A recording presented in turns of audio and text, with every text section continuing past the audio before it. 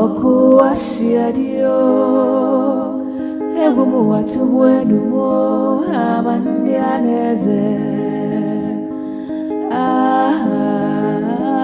Oku asiadio Egumu watu wenu mo Amandianeze Onye anumo wanewe mmeko Donya kpachalanyao Kanotumu wasiadinanya Borozi kafasiadinime I am born Imanomu wagamasi manenu waro and I'm going to help Master Nnamdi Kanu to get Biafra.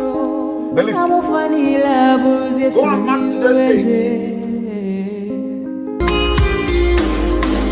I see Mommy Nkechi, a rapper don't tell she the new for grave where my youth day, Papa Emeka.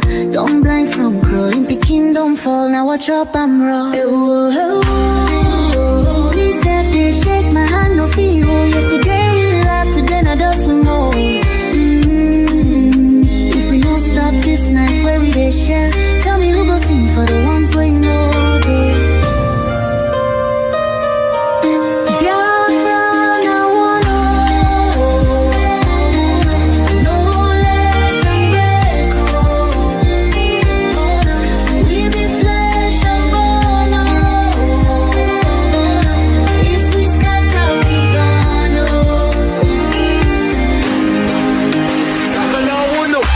She need the voice from under the soil. Brother, no let my blood turn to oil. Little Ada they ask where my papa go. Her small hand they shake, she no sabi this woe. I beg my people see this fire we burn. Now our house they blaze, now our future they turn. We go tell their ghosts we no go fail you. If we hold this love, their death go burn you. No, make we try yo. Back up in the day. I beg my people see this fire we burn. Now our house they blaze, now our future they turn. We go tell their ghosts, we no go fail you. If we hold this love, their death go burn you. Oh, make we try, oh. Back up joints with a trembling, oh. Hey. If we no join, our children go so. I agitate for Biafra. I agitate for Biafra, my right to agitate. My right. They done this from now to terrorism.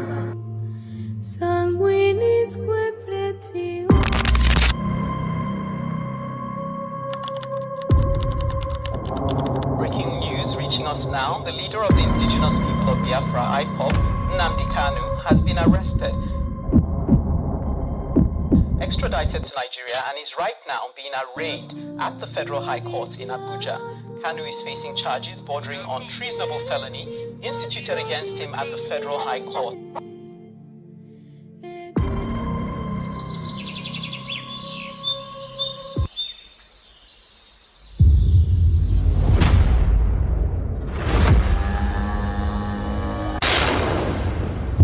It was an unjust war.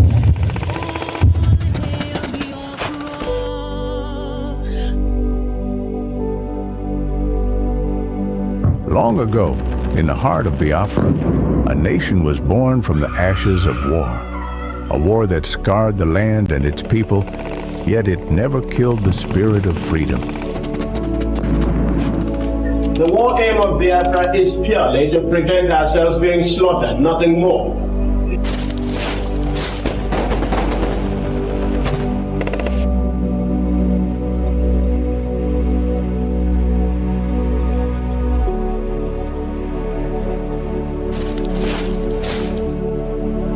It was in this land, scarred by conflict, that Nnamdi Kanu was born, a son destined to revive the dream of independence for Biafra.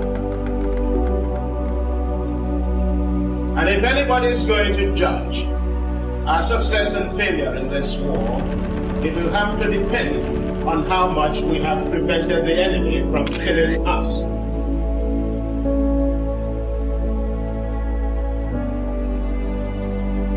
Raised with the echoes of his ancestors' struggles, Kanu understood that the wounds of war ran deep in the hearts of his people. The scars from the Biafran War, which ravaged the land and cost countless lives, had never healed. The dream of an independent Biafra, broken but not forgotten, lived on in the hearts of those who survived. It was these voices, these memories, that called him to action.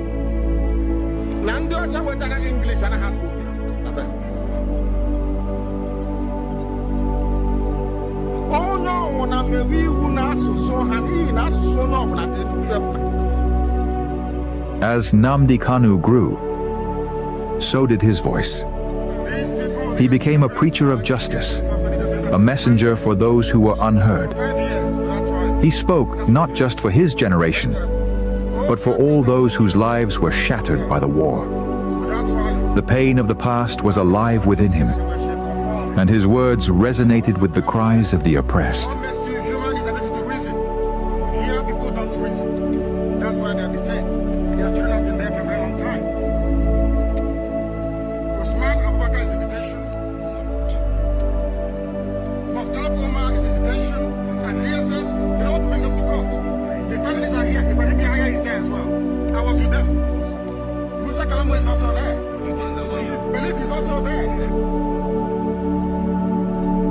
But as Kanu's message spread, so did the fear of the establishment. His calls for self-determination grew louder, shaking the very foundations of the government. They feared the revival of a Biafran spirit, one that could awaken the wounds of the past and ignite a new conflict. And so, they moved against him.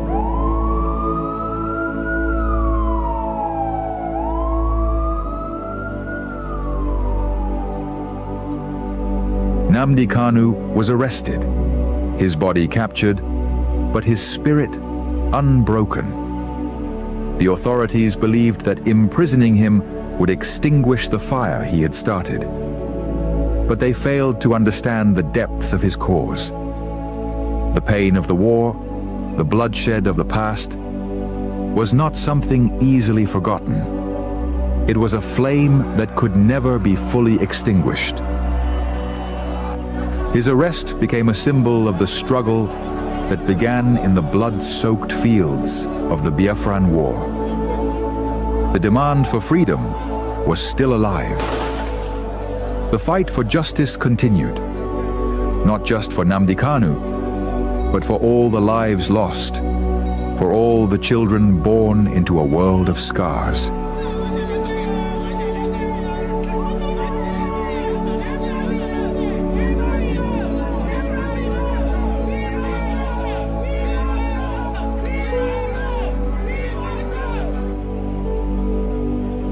The fight for Biafra is not just his fight. It is the fight of all those who have ever dreamed of a free land. And though the past may haunt the present, the future is still unwritten. As long as the story of Nnamdi Kanu is told, as long as the voices of his people rise, the dream of Biafra lives on.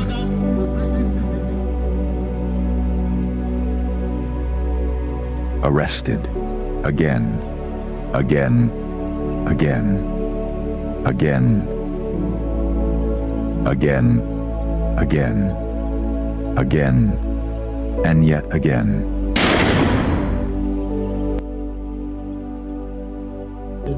I agitate for Biafra.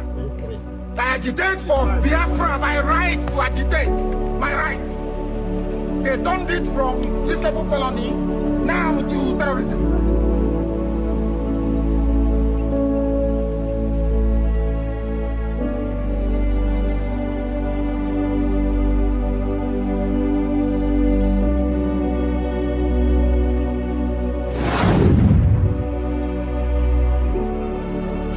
This is Nnamdi Kanu speaking. Biafra land, listen. They thought they could silence me, but they didn't just cage me. They caged your spirit. They made you forget that our land still bleeds, that our people still suffer, that nothing has changed. 5 years in chains. But what about you? Are you not free? Or have they bound your voice with fear? The struggle was never about me, it was about you, your children, your land, your future. So I ask you, where is the fire that once burned in your heart? Where is the voice that once roared for freedom? Wake up! Rise again. Speak. Act. Remember who you are. This is Nnamdi Kanu.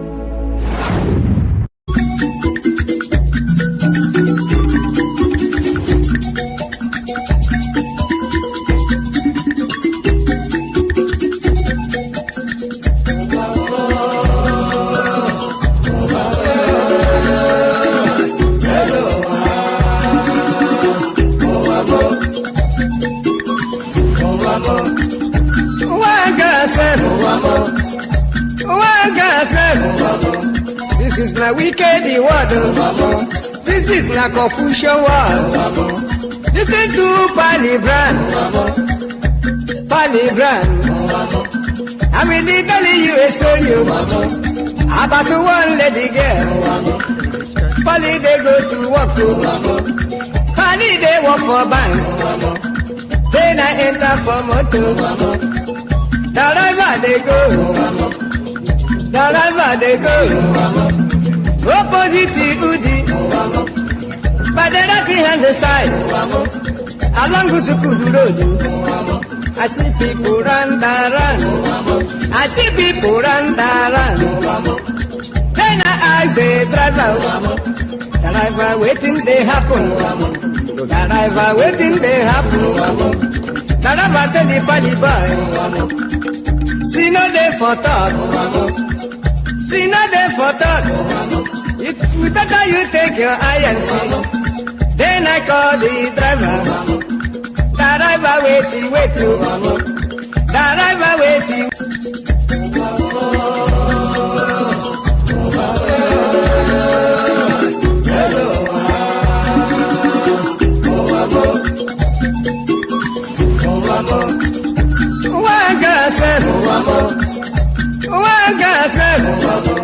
This is na wicked word.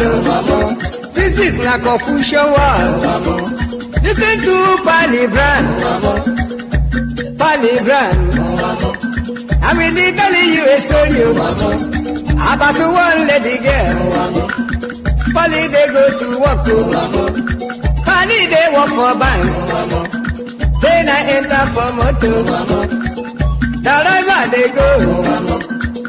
The river they go. Opposite Udi. But the lucky hand the side. Along Gusukudu Road. I see people run. I see people run. Then I ask the driver. The driver waiting they happen. The driver waiting they happen.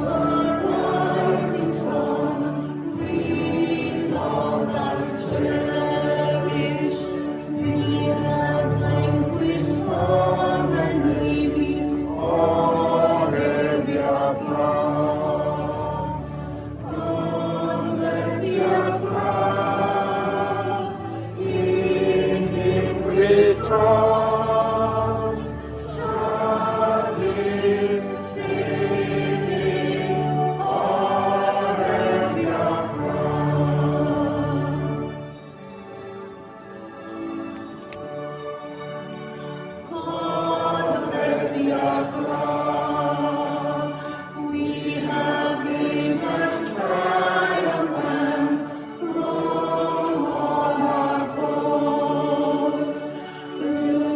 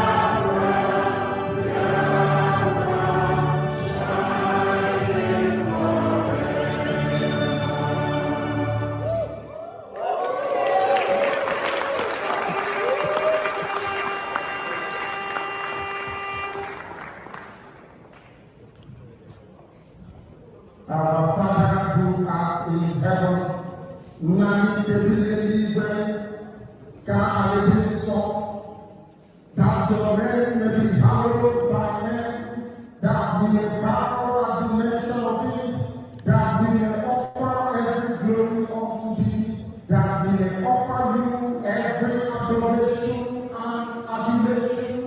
To pray in the language of heaven, the very oldest language on the face of this very earth. Chukwu okike abịa mapụrụ m ihe niile, Chineke na onye ndị nsọ na-efe wee na-akpụ isi ala nye onye anyị na-agọzi aha nsọ ya mgbe niile, onye anyị na-aja mma wee na-eto anyị enweghị iche ọzọ ewezuga gị. Anyị anaghị efe arụsị, ọ bụ naanị gị bụ onye kere ihe niile kere eke mana onweghị onye kere ya. Ọ bụ ya mere ndị Igbo ji wee na-etu gị ebighị ebi. Ndị nsọ na-agba oche eze gị okirikiri ha na-akpụ isi ala nye gị, ọbụladị ndị okenye oru abụọ na anọ bụ ndị na-atụ mkpọ ọla edo na ana ha niile si na-ede nsọ Chineke nna nke igwe. N'ụtụtụ a, ehihie, abalị, n'ụwa niile bụ ebe ụmụ gị gbasasịrị ka ụkpaka nna nke ebere dị ngọzi ka anyị na-akpọkọta ha eze ebube onye ime eluigwe wee na-arịọ gị mma gị na ebere gị amara gị na ọmịiko gị ebe ndị gị nọ. Anyị wee na-arịọ ka iru gị wee chaa n'ebe anyị nọ. Anyị wee na-arịọ gị eze ebube dị ngọzi ka igwe tinye ọgbaghara n'etiti ndị iro, ka ha rabụ ndị kụziri ka ha wee megide anyị onye nwe m na Chineke nna dị nsọ, ka aka nsị ndị dị etu a wee baa ha ọnụ, ije obodo ekwensị bụ zuu wee laa ya n'iyi. Anyị wee na-arịọ gị onye na-adịgide ma ruo mgbe ebighị ebi, biko nụ ka iwe mee ka Biafra wee bịa ọsọ ọsọ nna nke ebere na ụmụ gị atakwala n'ahụhụ. Anyị wee na-arịọ gị iwe na anyị ezi echiche na amamihe, mmekọrịta nwanne na nwanne, ịdị n'otu ọganiru, ịhụnanya nke pụrụ iche onye nwe m na Chineke nna, ka iwe etinye ụmụ gị ezi mmụọ nke eziokwu ma wezuga anyị aka ajọ ihe n'ime ndụ anyị nna nke ebere dị ngọzi. Ka ọ ga-abụ ikpeta mazị na Biafra ga-abịa, anyị ga-aja gị mma wee too gị wee gọzie aha nsọ gị, kpụ isi ala nye gị, bulie aha nsọ gị elu site n'ebighị ebi ma ruo n'ebighị ebi ka a na-arịọ gị ise ise ise. This very morning, all of you, I believe that those who are watching know who we are and why we do what we do. My name is Nnamdi Kanu. I am the leader of the indigenous people of Biafra all over this very planet Earth, the director of Radio Biafra and Biafra Television, and by the very special grace of the Most High Elohim, Chukwu Kikabia Mapurumi Henine, servant of the wonderful people of Biafra. We are live and we are direct this very morning, afternoon, or night, depending on where you are. And we start this very day by making it abundantly clear that the greatest enemy of a black man is the way that we reason. If not that the way we reason is very, very abhorrent, there is no need or reason why we should be suffering and complaining every blessed day without the courage to do something about it. When my lawyers came to see me, I had a discussion with them about how I'm going to defend myself. I told them that no court in Nigeria has jurisdiction to try me. Because since this offense was committed in England, so they said, it's only a UK court that can give a Nigerian court the authority to proceed, isn't it? Based on that, they now amended the charge again. I removed London. Location of the broadcast. Contrary to section 196, 174 of the Terrorism Prevention Act 2022. In violation of their own laws. In violation of their own laws. And you want me to stand trial under such circumstances? Is that possible? Nnamdi Kanu to stand trial where these shenanigans are going on? It's not possible. Anybody standing in trial or coming to try me is a terrorist. That's what they are not saying. Not me. As simple as that. Section 2, subsection 3F of Terrorism Prevention and Prohibition Act. That's what it says. Any court considered to try me is committing an act of terrorism. Yes. Very clear. You cannot violate a treaty that Nigeria entered into and then come to try that very person is not done anywhere in the world. So you must be aware of that. So that is why there is all these ridiculous delays. That is what Supreme Court said. I did not jump bail. My home was invaded. They came to kill me and I survived. They came to Kenya to kidnap me, brought me back to this country and seeking to try me, which law says cannot happen. You cannot violate a treaty that they entered into and then hope to stand on that illegality to conduct a trial is not done anywhere.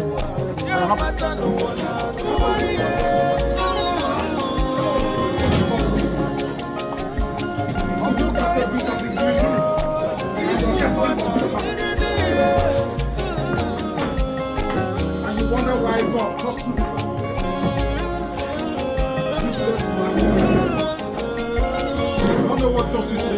have no idea what justice means. You don't know what justice means. Useless.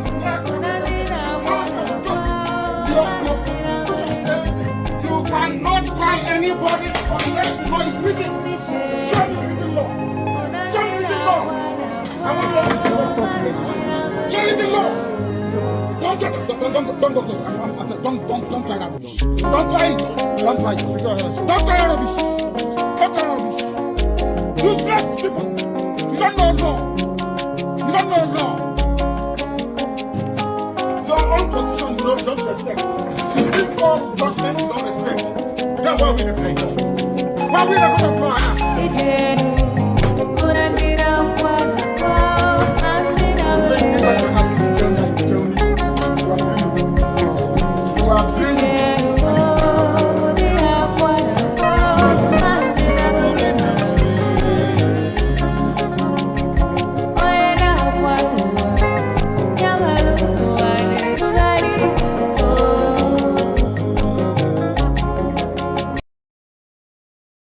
Must be defended at all cost. At all cost. It is the land of God, given to his children for their eternal habitation.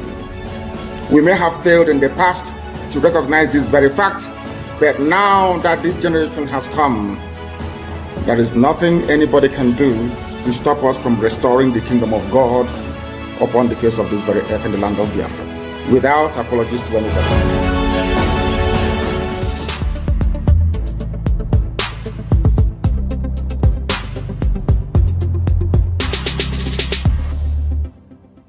The Fulani approach to the zoo called Nigeria is called the devil's alternative. Fulani, they have this two-pronged approach to the issue of one Nigeria. If they collapse you through banditry, they will overrun you because they believe they have superior weaponry. Right now, and all of them are in this game together. That's number one. If you sue for peace, which idiots like Omahi are doing, if you sue for peace, they will also get what they're looking for because they will plant Ruga in every local government area. The devil's alternative, whichever option you choose, men are going to die. Men will die. It doesn't matter the option you choose. If you wait for them to do things peacefully, which they will never do, they are going to kill you anyway because they'll be Ruga. And you allow them to forcibly take over your land, you are taken over, they will take it by force. And Fulani will plant their people in your local government areas. That in the next 100 years, you'll be hearing about Olo Emirates. And then we'll be like Hausa people. Our great-grandchildren will now ask their parents, what happened? They will tell, oh no, there was somebody called Hope. He was playing politics. He loved Nigeria. There was one called Omahi. He loves Fulani. He used to be our brother. But then we are gone. As a race, we are finished. And I said to these fools, Fulani Caliphate is dealing with you people, but you don't know it. They are like the vulture. Nigeria is pregnant. If Nigeria dies during the pregnancy, they benefit. Nigeria gives birth to their Ruga, which they want, a new Nigeria, which they want, is also to their benefit. The only people aiding and abetting them are these quislings, the fulefus from the East, intellectuals, and sophisticated morons from the West. Ojukwu negotiated restructuring. What happened? They came back and they said no. Ojukwu said, okay, so you want to continue to kill my people all over the place? No. Because of that, I'll declare Biafra. Today, they have brainwashed all of you with the perverse notion and thinking that somehow Ojukwu is responsible for causing a war, when opposite is the case. That Gowon was the aggressor, not Ojukwu. That's how Nigeria is. Always blaming the victim. And we lost over 5 million people during that very genocidal war. They killed over 5 million Biafrans. They wanted to wipe us away from the face of this very earth. But we survived it. And we are here today. Those they gave birth to, they have come. And this time with a wrath that you cannot even begin to imagine.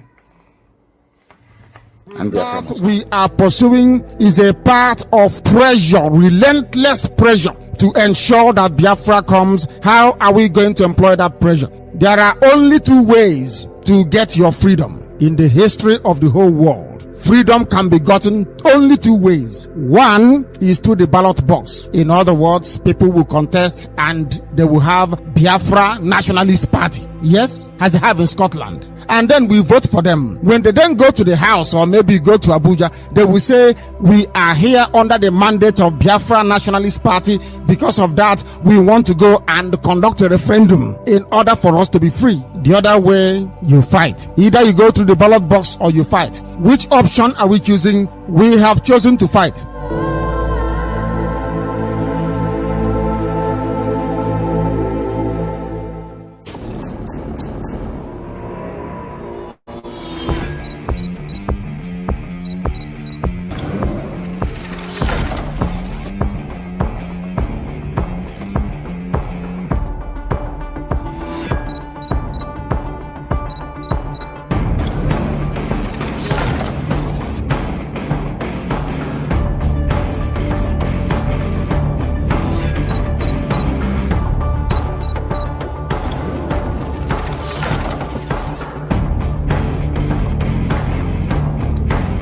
We, the Biafrans, call the Finnish authorities to release Mazi Simon Ekpa immediately. Our Prime Minister, Mazi Simon Ekpa Joko, has not committed any offense, and therefore we demand for his immediate release. Free Mazi Simon Ekpa and free him now. No hand must stop Mazi Simon Ekpa from exercising his duty as a free man. Free Mazi Simon Ekpa. For those of you who do not understand what we are doing, we are fighting for our freedom.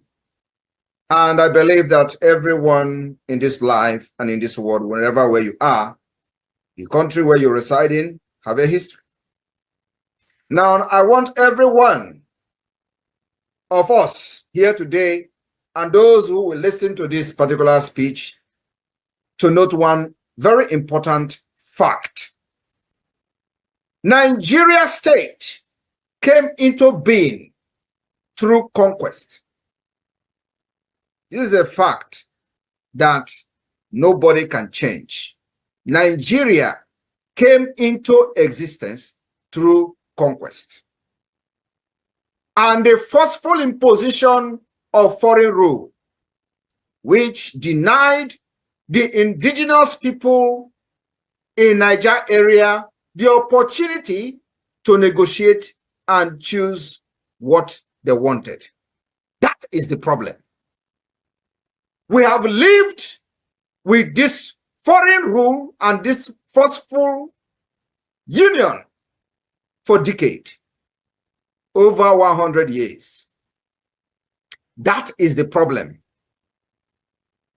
Now, I want everyone listening to me today to also understand that after this forceful union of Nigeria, called the amalgamation, successive regime, both before and after the shambolic independence, continue to hold the state together in a similarly forceful manner, the same pattern and the methodology that the conquest and invasion and the colonizers came in with.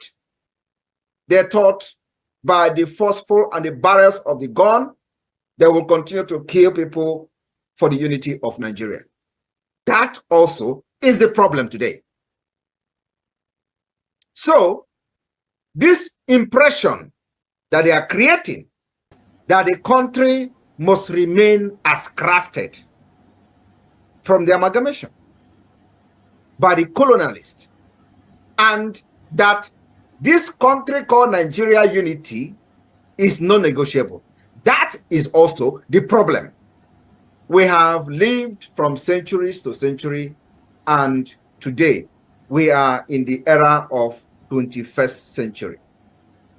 We are now in a global village where the things of the past and the things of the old are changing to become new. And they don't want to change Nigeria with the dangerous diversity that have now emanated from different angles and the different injustices and corruption, and now Nigeria has found itself to become an Islamic state. That is the problem. And you wonder why God cost you. You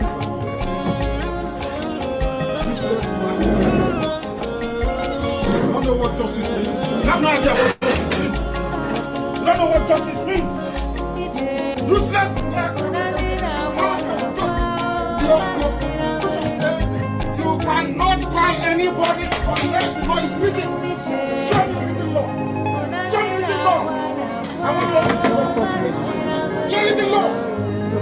Don't try that. Don't try that. Don't try it. Don't try it. Don't try rubbish. Don't try rubbish. Useless people. You don't know law. You don't know law. Your own constitution you don't respect. Supreme Court's judgment you don't respect. That's why we refrain. Why we not going to fly?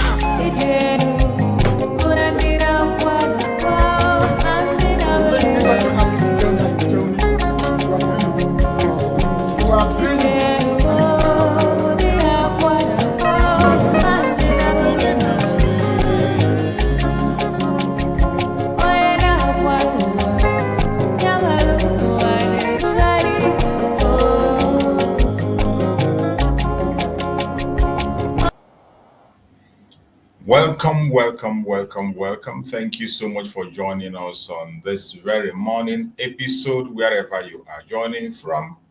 If you are joining us from any part of the world or any media, whether you are joining us on TikTok or you're joining us on Facebook, or you're with us on YouTube where we are hosting this program, I welcome every one of you and I wish you all a very happy seat at home. Fellow Biafrans, lovers of freedom across the world, more especially those in the homeland who are joining from homeland, I appreciate every single one of you. I say, may Chukwu Kabiama continue to guide and protect every one of you. Once again, we have come on a very special episode of Monday, as we all know, a special Monday. And before we go on, I have to remind you that in this very platform, we don't come here to instigate violence. We do not come to this platform to promote hate. We do not come to this platform to attack people or individuals. We don't come here to attack any race or religion. We do not come here to promote any propaganda, blackmail, or saga. We are here to present Biafra before the whole world as the only remedy to the failed state Nigeria. This is our mission. And this we will continue to do. It is not enough to point out the mistakes in Nigeria, the failures of Nigeria, the lacks and setback. It is not enough to point it out. Solution,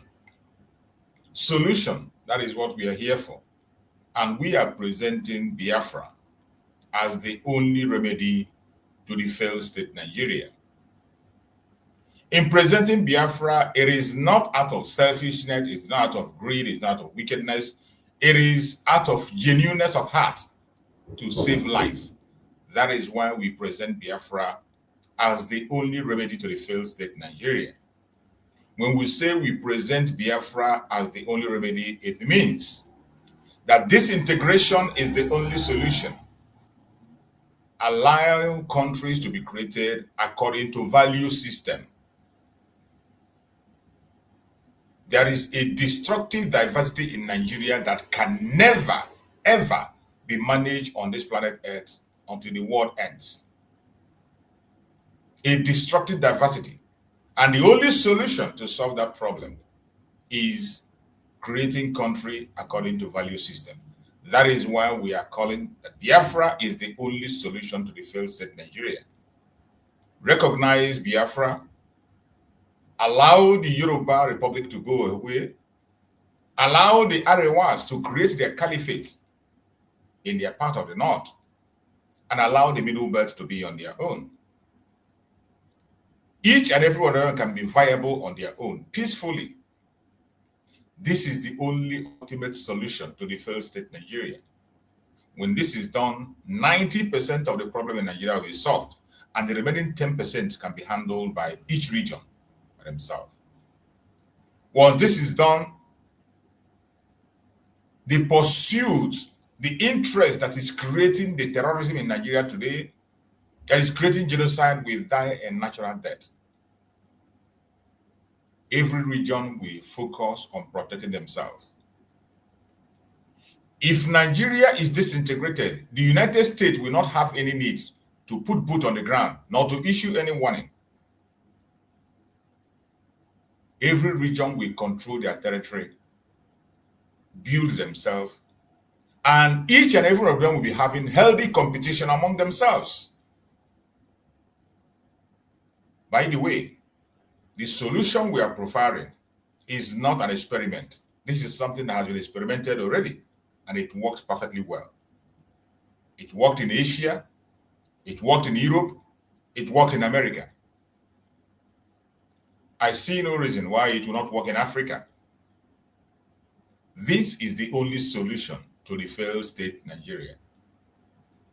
Countries are created among people that have the same value system. That is why we are preferring the solution, Biafra. Let the world powers recognize Biafra. The time is overdue. You have been silent for a very long time. The time is overdue. It is time to pay attention. Today is a very special day, as you all know. And remember, in this platform, this is a platform for public opinion. Everybody is entitled to join us and speak. You must not be a Biafran to join us on this platform. You must not be an Igbo person to join us. All it takes for you to join us in this platform is for you to be a human being with humanity at heart. No matter what your religion might be, no matter your orientation, no matter your location, no matter your race, it doesn't make a difference. We are all human. And here we are concerned about humanity. If you are genuinely seeking for freedom, regardless your tribe, religion, or race, we are here for you and we'll give you a voice in this platform. If you have a superior argument, feel free to use the link. You can send us a request. If you're watching on TikTok, send a request. Once we have our eyes on your request, we'll bring you in to speak to the whole world. People are watching on YouTube, people are watching on Facebook, so many are watching. So we'll give you the time to speak. If you are with us on David Herbert channel, where I am hosting the program, you are going to see the link on the comment section. If you have any contribution to make, you have a superior argument, or you have a question that has to do with Biafra, questions that have to do with Biafra, feel free to ask. We are here to respond. If I can't respond to you, there are many people who are going to come out and respond to you. We have speakers from different places, different angles, with different knowledge, level of knowledge and experience, and they will be here to answer you. I promise you, if we can't answer you, we will come back. And definitely, we will get you the answer that you need. The only thing we ask for is that when you join us on our program, keep an open mind. Do not see things only from your own angle. Always see things from other angles. Have an open mind. We can disagree to agree. We must not agree immediately, but be civil in your argument, be civil in your explanation. After much argument, go back and think within yourself. The worst thing a man can do is to lie to him or herself. Every single one of us that is of age, we know what is right and what is wrong. It has nothing to do with education. Common sense tells you what is right and what is wrong. There is no human being living on the planet who doesn't know when he or she is hungry or when he or she is thirsty. Except when you have a very serious medical condition where the doctor have to help you to determine when you have to eat and when you have to drink. But as long as you're healthy and you're human, you know when to do all those things. So when people begin to pretend not to know what is right and wrong, it is because either their conscience is dead or they are pretending. And just like Goodluck Jonathan said, that you can only wake up somebody who is sleeping. But for people who are pretending to sleep, you can't wake them up. That word is deep. You can only wake up somebody who is sleeping. But somebody who pretends to sleep, you can't have such person. So we are here for those who are sleeping. Really, really sleeping. Not for those who are pretending to sleep. If you are one of those who is pretending to sleep, enjoy yourself, watch us, and change your mind. We are not here for you. But those who are deeply sleeping, we are here. And we will definitely wake them up no matter what it takes. That is our job.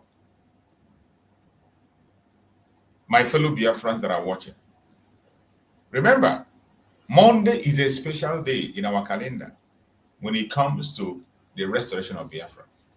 Monday is a very, very special day. We cannot give it up. We cannot compromise it. There is nothing you can give us in exchange for Monday. Except if you have something that is much more valuable, that can stand in better than sit at home, present it for us. I bet you, if you present such, I will be one of those who will promote it and make sure that the Biafrans fall in line. And I know Biafrans. Once you show them something that is working, and they see it that is working, they're going to go into it. They will buy it. So if you have anything that is much more presentable, much more tangible, tested and trusted, that is better than the sit at home, please present it to us. We'll be glad to hear you and we'll take on it. But until then, allow us to continue to exercise our civil disobedience every Monday. Civil disobedience, sit at home, is the most peaceful way to make your voice heard in a government that is tyrannic like that of Nigeria, in a terrorist government like Nigeria. The only peaceful way, peaceful and civil way to exercise yourself and protest without loss of life is sit at home. And that is why Biafrans have chosen that. It is legitimate. We are not the first people that did it. Many countries in the world, many activists have used it and it worked. And today it is working for us. So for anybody to come from anywhere to talk down on the sit at home, I am sorry to disappoint you. Biafrans are not daft. That is why for almost 5 years, Biafrans have been sitting at home every Monday. We know that freedom doesn't come cheap. Freedom comes with sacrifice. For you to be free, you must be ready to make the sacrifice. And Biafrans are prepared and ready, making the sacrifice.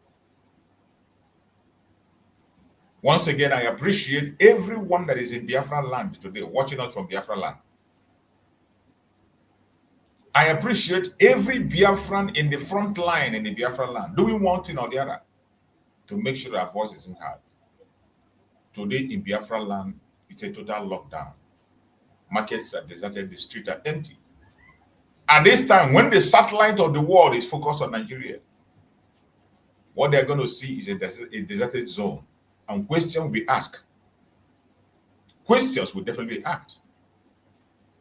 Those empty shops, empty streets, empty markets you see will attract questions. Do not think that your sit at home is in vain. It is not enforced. This is something that the Biafrans has taken upon themselves, not being enforced. At the beginning of it all, there was a lot of propaganda by the government of the day, orchestrating their false flag operations to show the world that we were enforcing sit at home. They tried different kinds of blackmail and propaganda, and Biafrans stood their ground up to this day. They took lives. Just to blackmail the sit at home, they took innocent lives. In most cases, they were captured in video. A policeman was captured in video, enforcing sit at home. Members of DSS were caught, enforcing sit at home, exchanging fire with the police. They conducted several kinds of false flag operations to demonize the sit at home. But I bet you Biafrans stood their ground up to this day, 17th of November 2025. We are still going and pushing, and we will continue demanding for the unconditional release of our supreme leader, Nnamdi Kanu. The unconditional release of our Prime Minister, Samareka. Unconditional release of every Biafran detainees. Every Biafra political detainee in any place in Nigeria will demand for their release.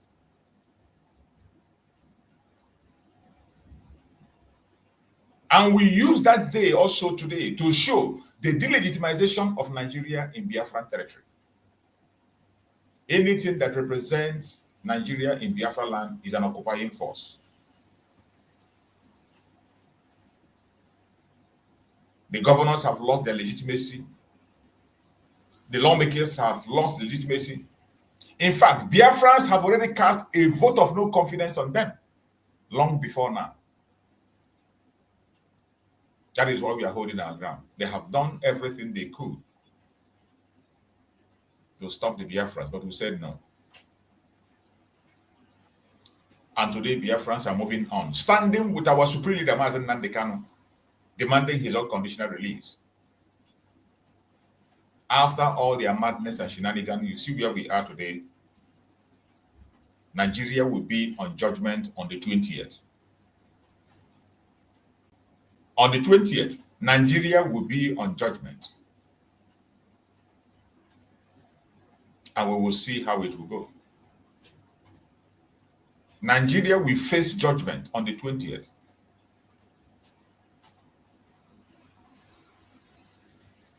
And we are going to see how it's going to go. My fellow Biafrans that are watching, today we have chosen a topic which says Monday sit at home. Monday sit at home fire. Monday sit at home fire. Nnamdi Kanu judgment suspended. Nigeria government terror economy exposed. We are going to touch so many issues on today, being Monday. Remember, this is a critical time of exposition. If you see something, say something. No Biafran must keep quiet. If you are a genuine Biafran, you are on social media. At this point in time, you are silent. I don't know the kind of Biafran you are. Sorry to say that. I don't know the kind of Biafran you are. This is a time that Nnamdi Kanu needs us as his voice. Provide as many evidence as you can.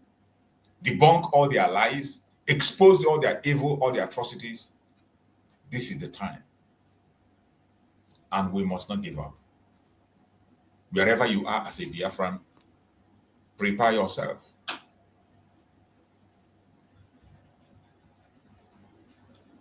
My fellow Biafrans, this morning we have come what a day, and I welcome every one of you to this important broadcast. Today, the truth will no longer hide under the table. Today, we cannot allow the truth to be hidden under the table. Today, we connect the dots between Monday sit at home, Nnamdi Kanu delayed judgments, and how Nigerian government monetized terrorism into a $1 billion industry.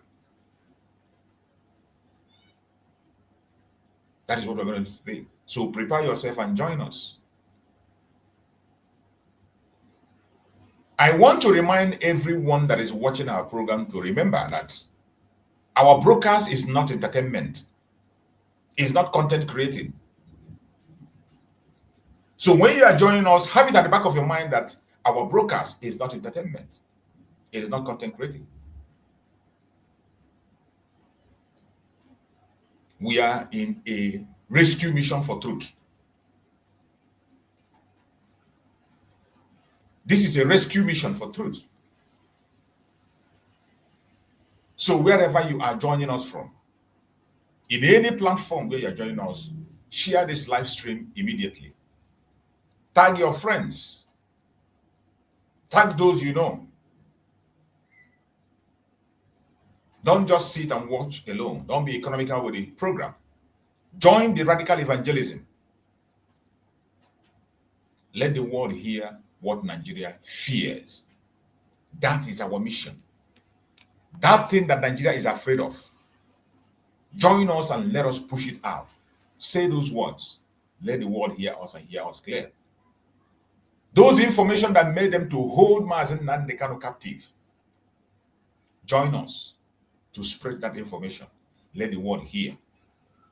Today, that the eyes of the world is focused on the Zoological Republic.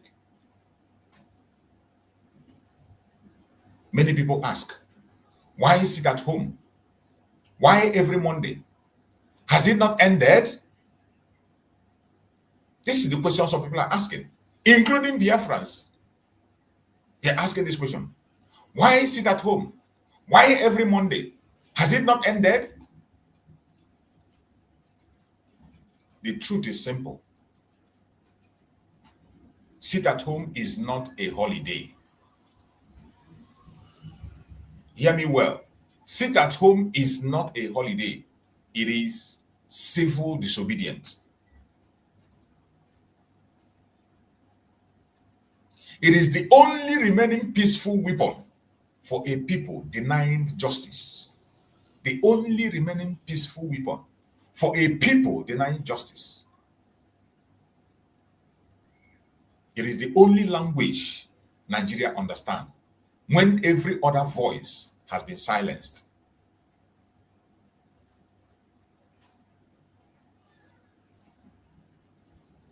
When every other voice have been silenced, the only thing remaining for us is to sit at home.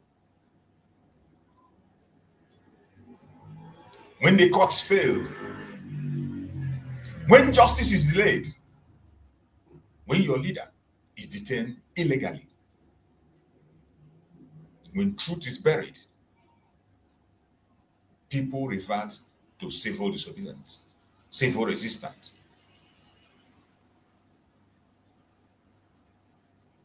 Our every Monday sit at home says, we refuse to be normal in an abnormal country. Type it on the comment section. We refuse to be abnormal in an abnormal country. Help me to type this at the comment section if you are in this program. We refuse to be normal. We refuse to be normal in an abnormal country. We refuse to be normal in an abnormal country. That is what the sit at home says. And we will never stop until justice is done.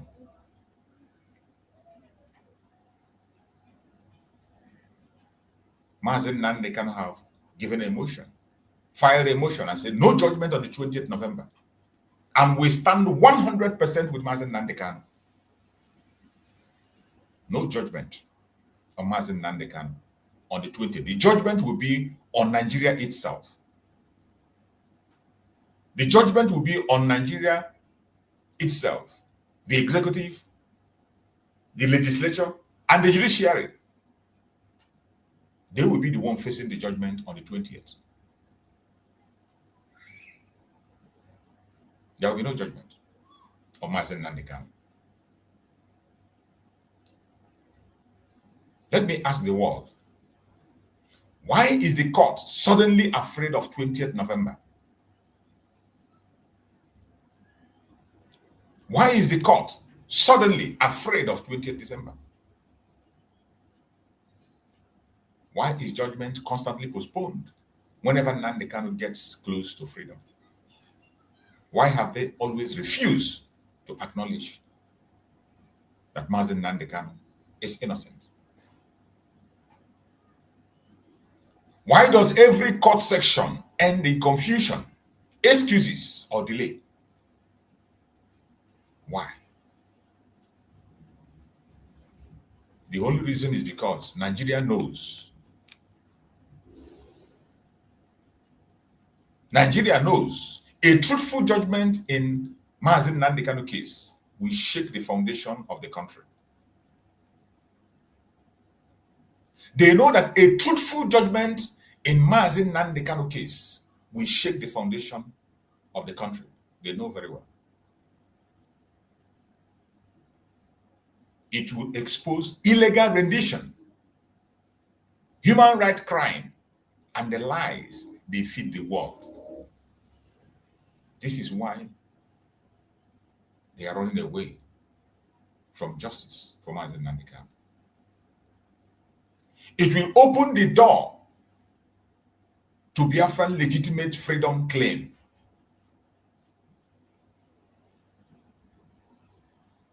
Justice to Nnamdi Kanu, following the normal process, will open the door to Biafra legitimate freedom claim.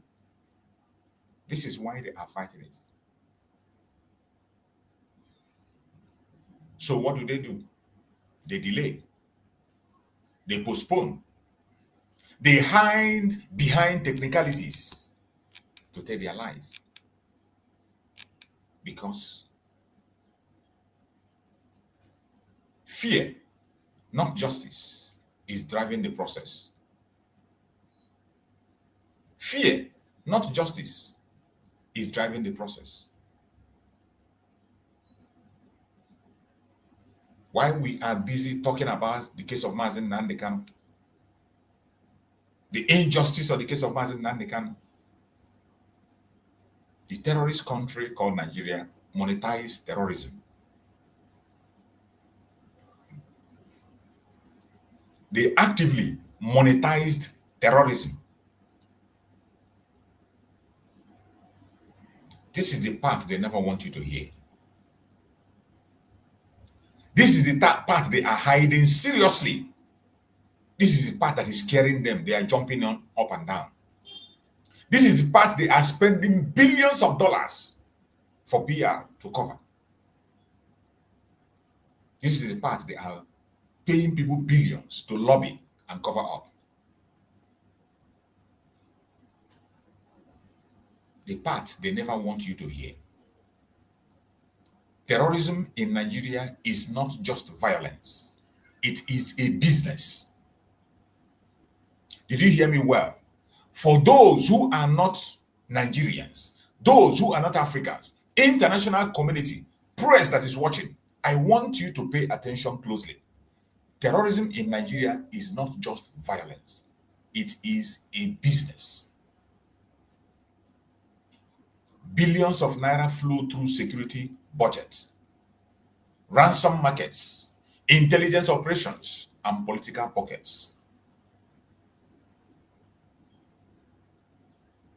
Insecurity become a full-time industry in the contraption called Nigeria. A full-time industry sponsored by the federal government itself.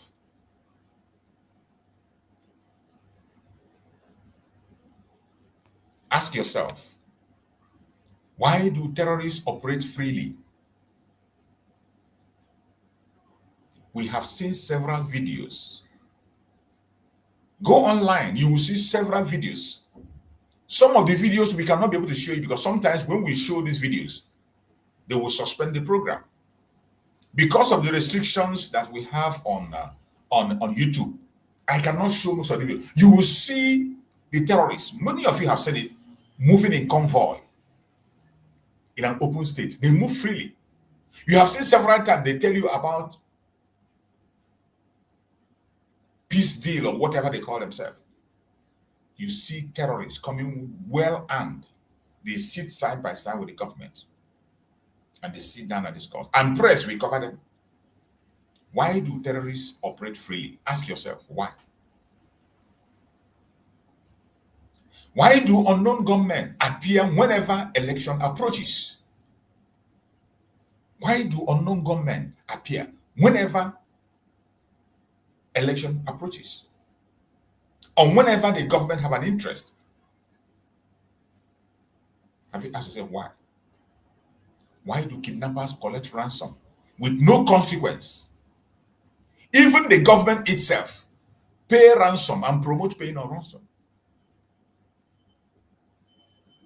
Have you asked yourself why? Why do security agencies fight terrorism, yet it grows worse every year? Have you asked yourself why? With the billions of dollars being given to them from the West, with billions of dollars given and intelligence given to them, training given to them by the US in particular, yes, yet terrorism grows worse every year. Ask yourself why. Ask yourself why. There is only one simple reason. There's only one simple reason. The same people pretending to fight terrorism are profiting from it. The same government pretending to fight terrorism are profiting for it for a particular agenda best known to them. For a particular agenda for the benefit of the Fulanis, for the interest of the Fulanis.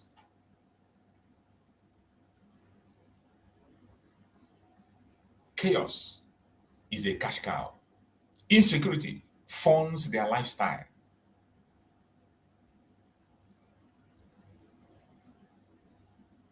In the contraption called Nigeria, as it stands today, every single crisis in that zoological republic, every single crisis simply means new security budget.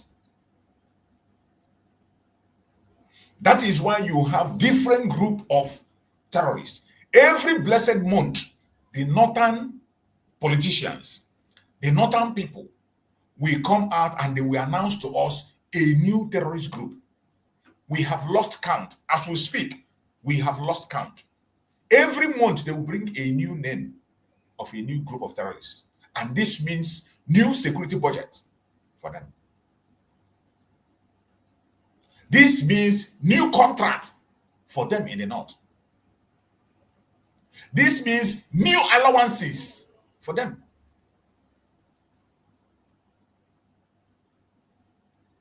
This means new emergency power.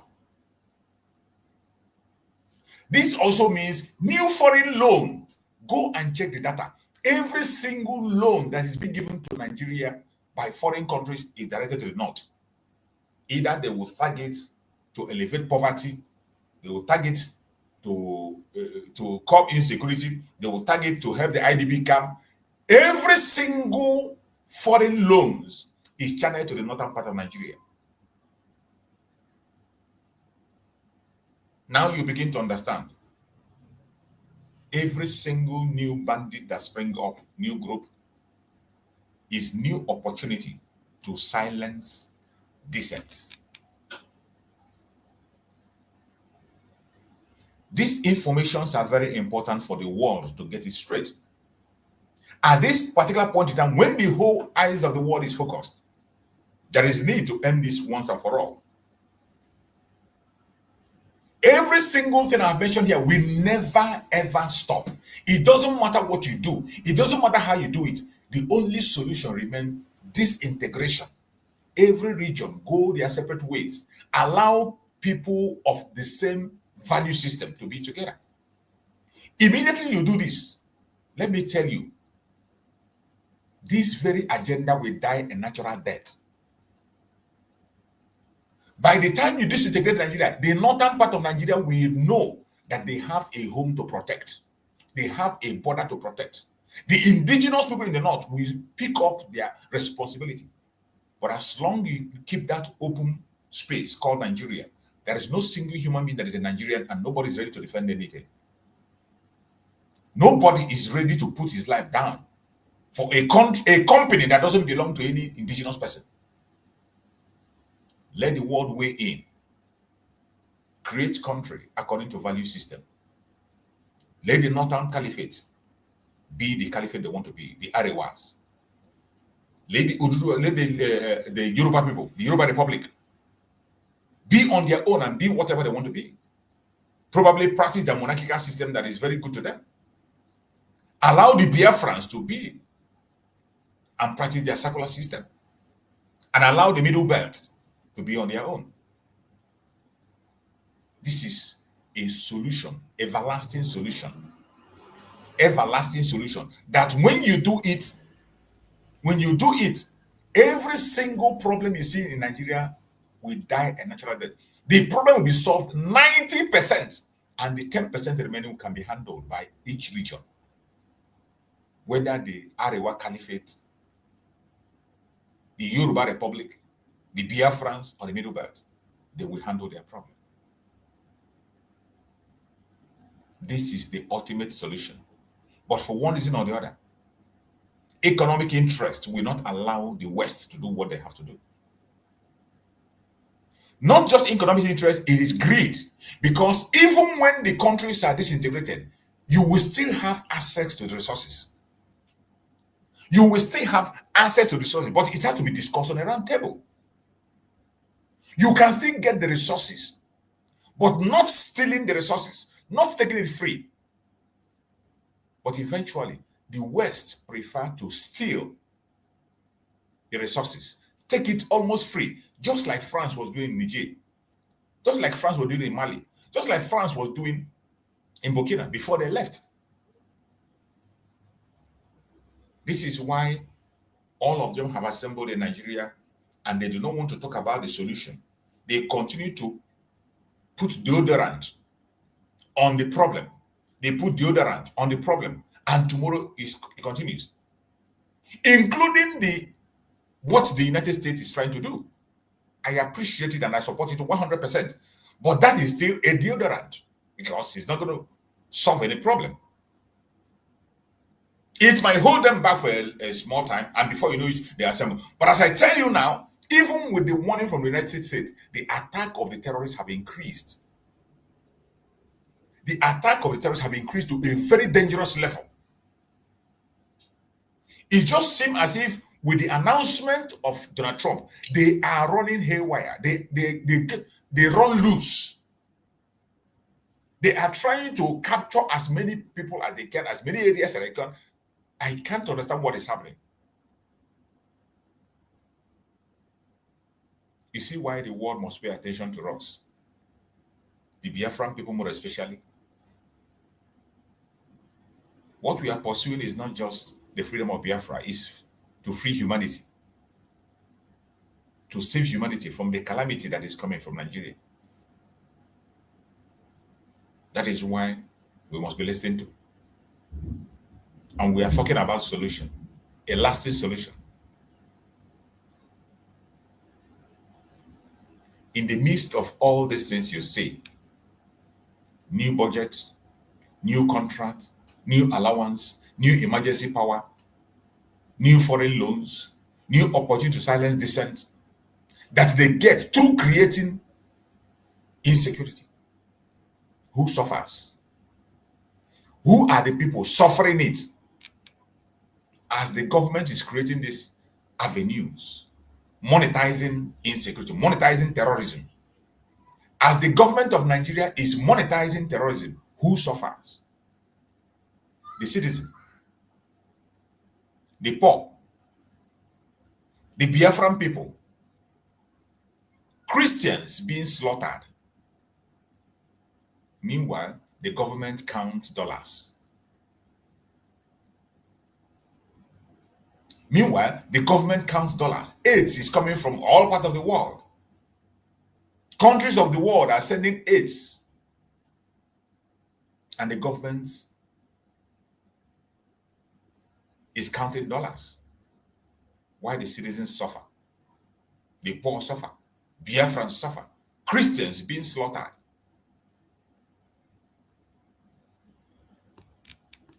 It is high time the world change the way they deal with Nigeria.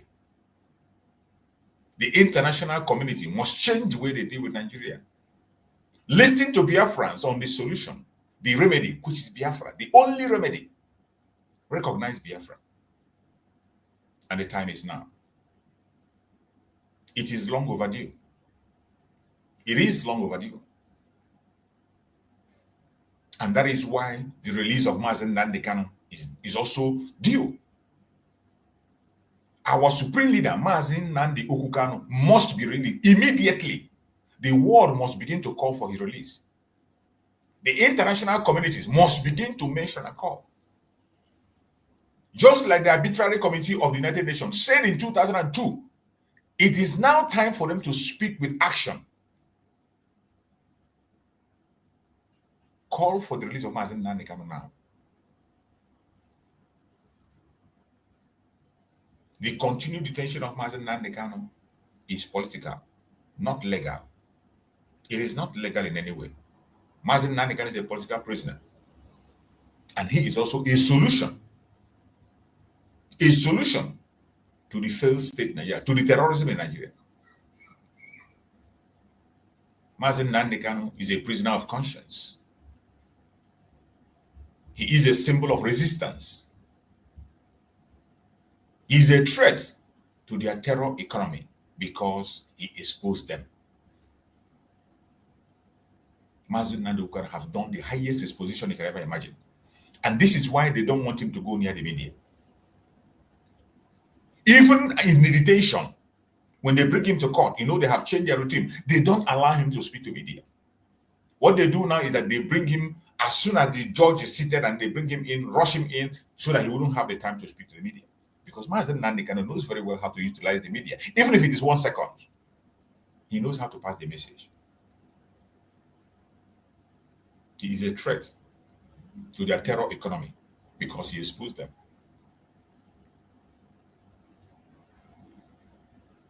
The release of Mazi Nnamdi Kanu will force transparency. The world must hear this and hear it clear. The release of Mazi Nnamdi Kanu will force transparency. The release of Mazi Nnamdi Kanu will demand accountability. His release will bring international scrutiny on Nigeria dark operations. The world must act now, add their voice, and call for the immediate release of Mazi Nnamdi Kanu. Come 20th, Nigeria will be on trial. The judgment will be on Nigeria, not on Mazi Nnamdi Kanu.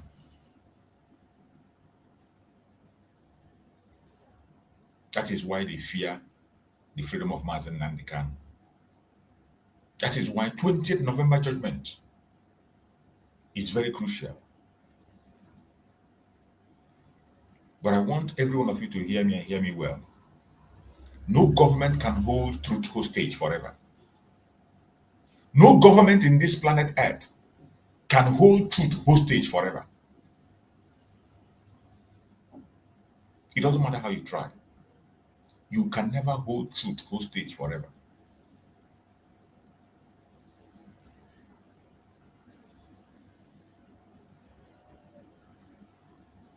Nigeria is a terrorist country. And everybody must pay attention.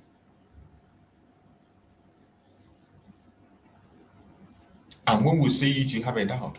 There are evidence to prove that. We are on planet Earth where you will see people, a government bowing down to terrorists. A government.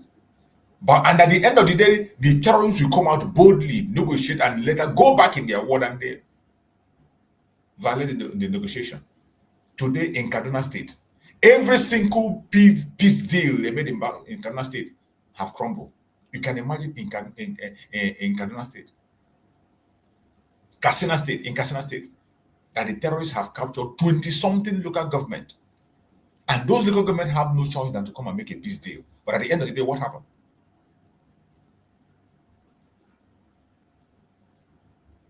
They went back on that deal, and today they are in charge. And I'm going to play this video from their own conventional media. So it wouldn't be that we are just passing these informations. I want you to listen to this news. Listen to this news from their own conventional media.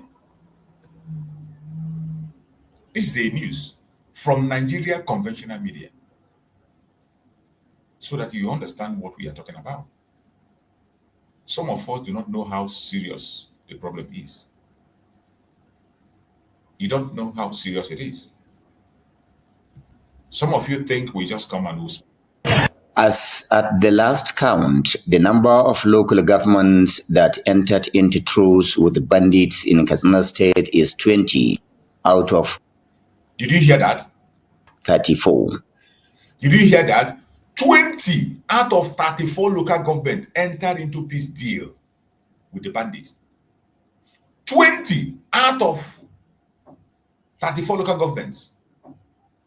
You see, the bandits are in control of more area than the so-called government.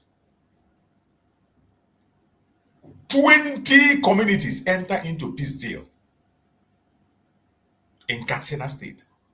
This is the hometown of the terrorist, the chief terrorist, Muhammadu Buhari,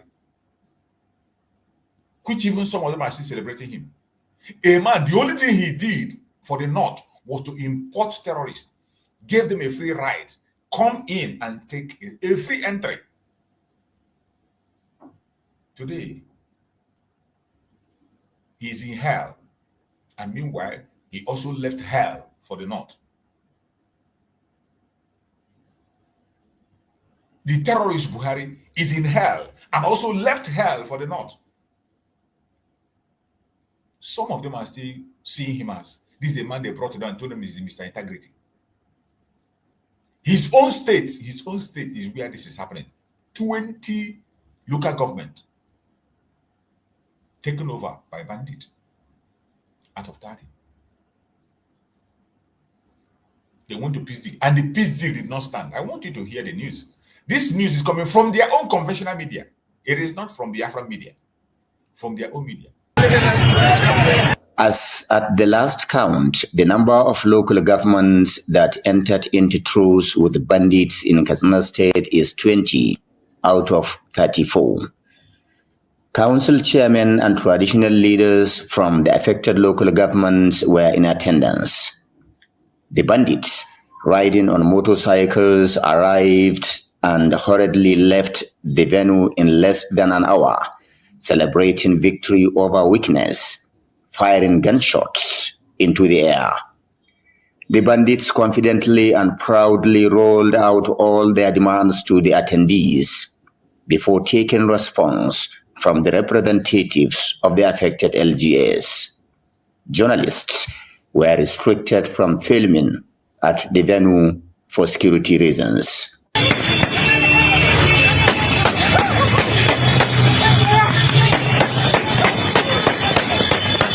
Parts of the deal is the release of all captives in the hands of the hoodlums, while on the other hand, local authorities promised to facilitate the release of suspected terrorists under the custody of security agencies and correctional facilities across the state. Residents across the areas covered by the peace deal are still casting doubts and asking questions about the effectiveness of the truce following renewed attacks on their communities. My only hope is for us to regain our freedom from these bandits. Let there be peace. Hundreds of people have lost their lives. Survivors have lost their livelihoods. Let us start a new life.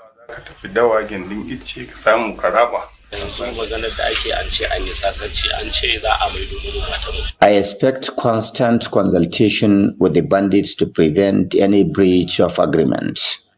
Let there be strong committees that would be meeting from time to time at least to strengthen and consolidate on the gains of the peace deal and make reviews where necessary. I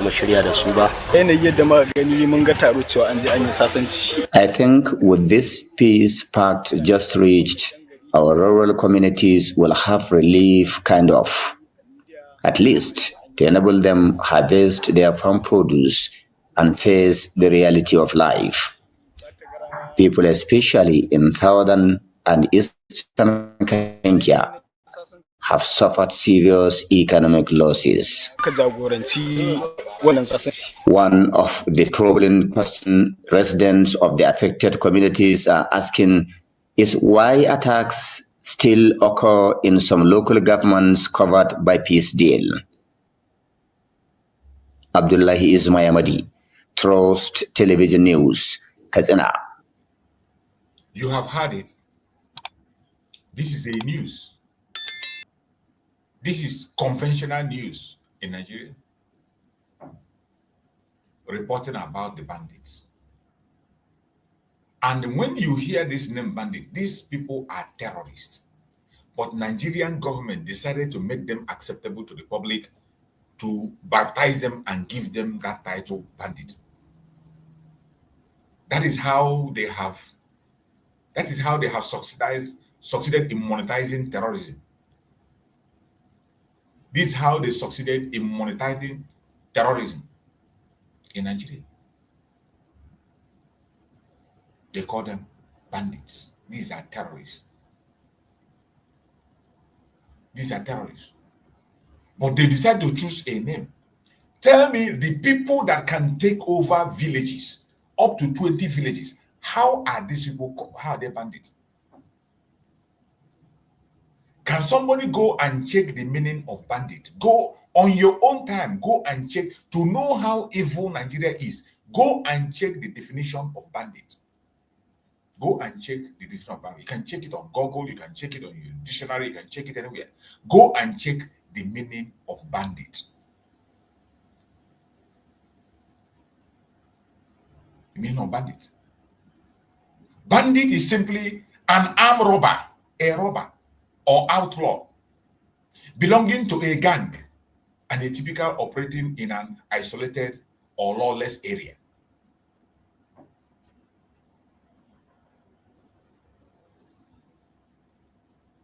Ordinary armed robber, bandit.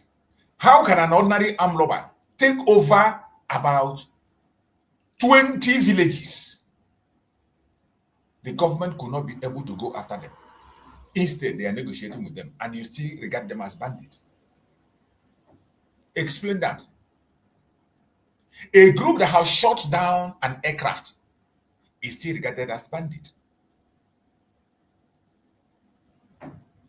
A group that have anti-aircraft weapon, you call them bandits. The Nigerian government proudly still come to today to announce to you that they are bandits, and they are negotiating with them. Armed robbers, you can imagine. Negotiating with armed robbers.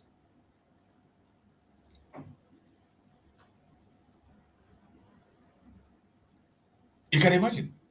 When Anini was operating in Edo State, Anini was a bandit.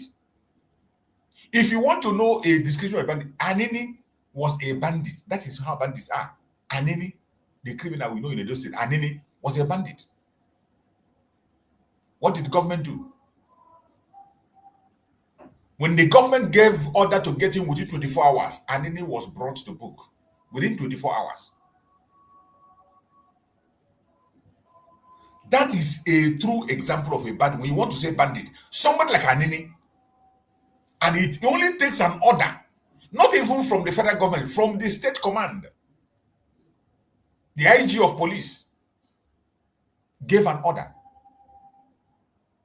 Anini was brought to, it didn't even require the army. That was a bandit, armed robber. But today you see terrorists that have taken over 20 villages. And the Nigerian government will come and tell you bandits. The next day they come and tell you insecurity. The next time they will begin to seek for fun. They will begin to seek for fun. They will ask the United States to send money to them. They will ask the United States to send intelligence to them to train their soldiers that they are fighting insecurity. You are fighting armed robber. What a shame. Nigerian government have monetized terrorism. They monetized it. And that is why it will never end. Anyone that is pretending, thinking that you're going to fight, you are wasting your goddamn time. The earlier you get busy with a different program, the better for you all. Because they will never stop. It will continue to get worse by day. The only solution is that create country according to value system. People that have the same value system, let them go their separate ways and have their country.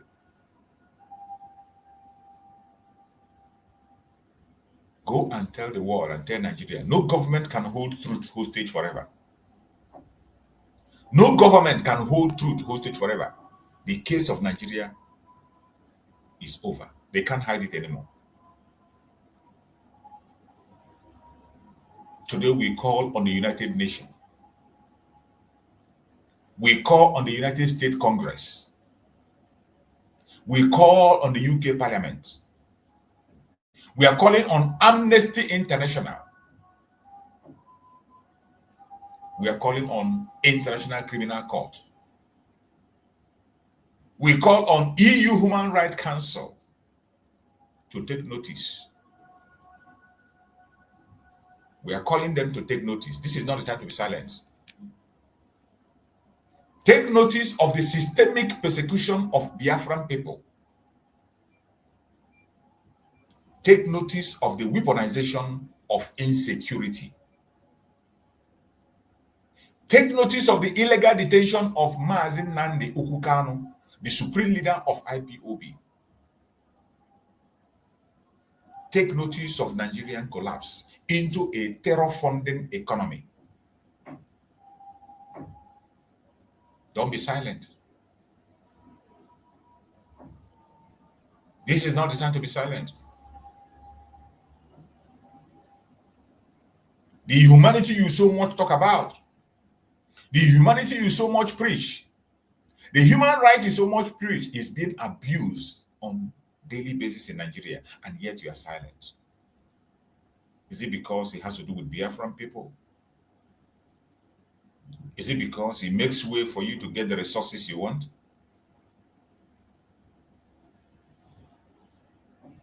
Is it because it creates the opportunity for you to steal resources from Biafra land free of charge?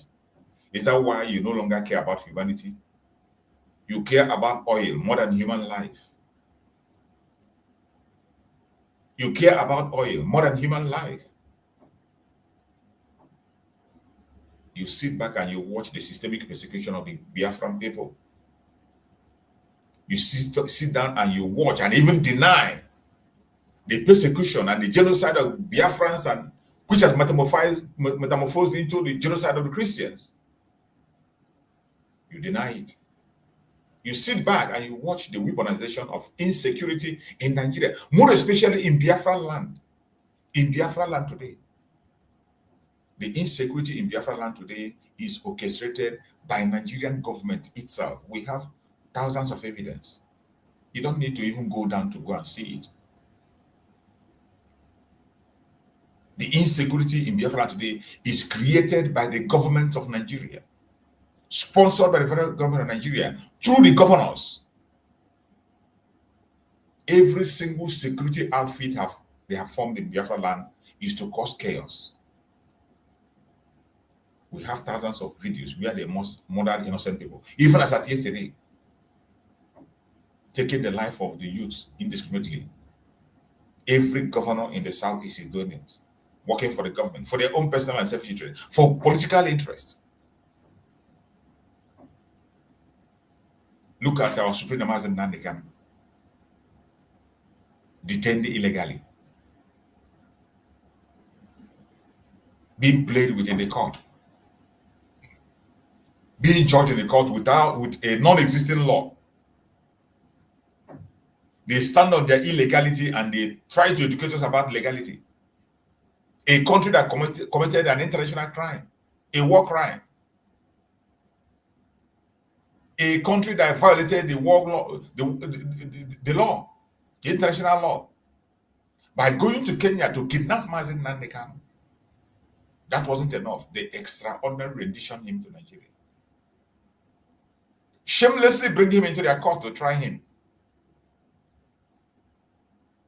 Nnamdi Kanu have faced them in 5 courts, and he won them in 5 courts. 2 international courts and 3 local courts.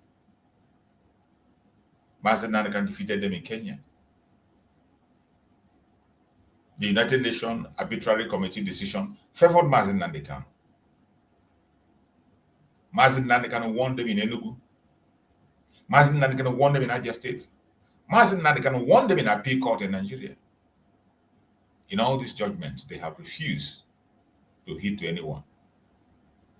And they wake up and told us that 20th, they are going to give their own judgment that will suit them.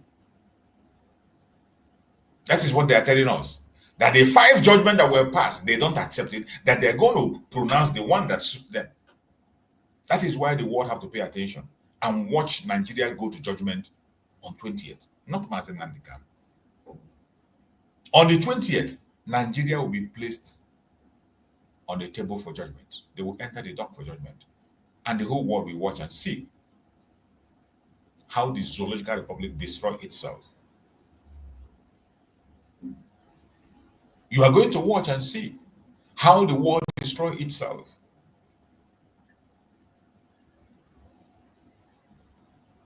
This is the time for every one of us, Biafran, to help up, to wake up. If you are an Igbo Biafran and you are a content creator, it doesn't matter what you are creating. This is not the time to overlook.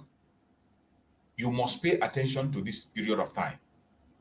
A period where every propaganda is targeted at you. I ask you, what are you doing with your own platform? All the Igbo content creators, your Igbo extraction, what are you doing with your own platform?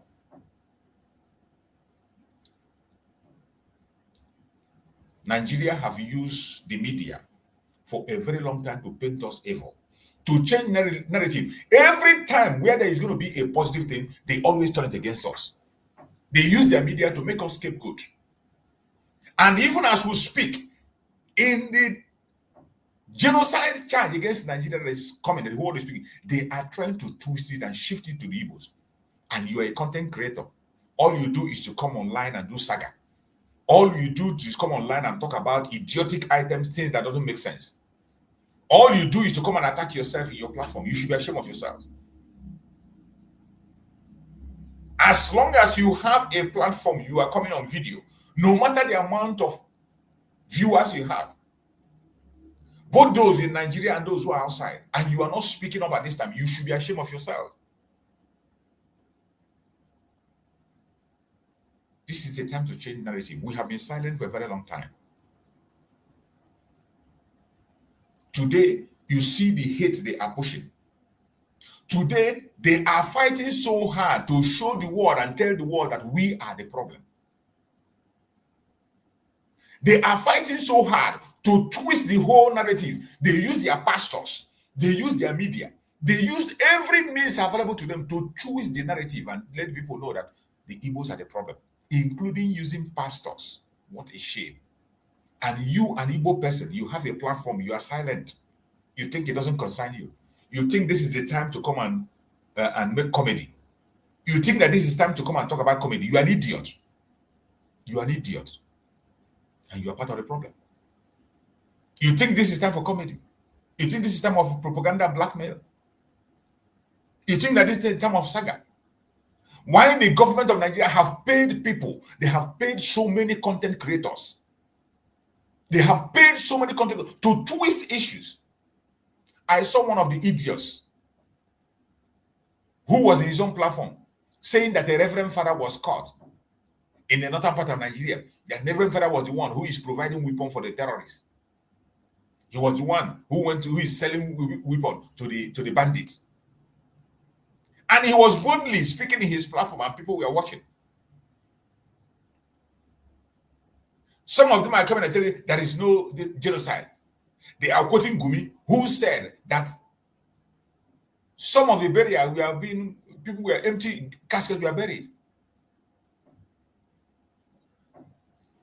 They use different platforms to spill lie. They twist it and they shift the blame to us, the Igbos. They say the Igbos are the problem.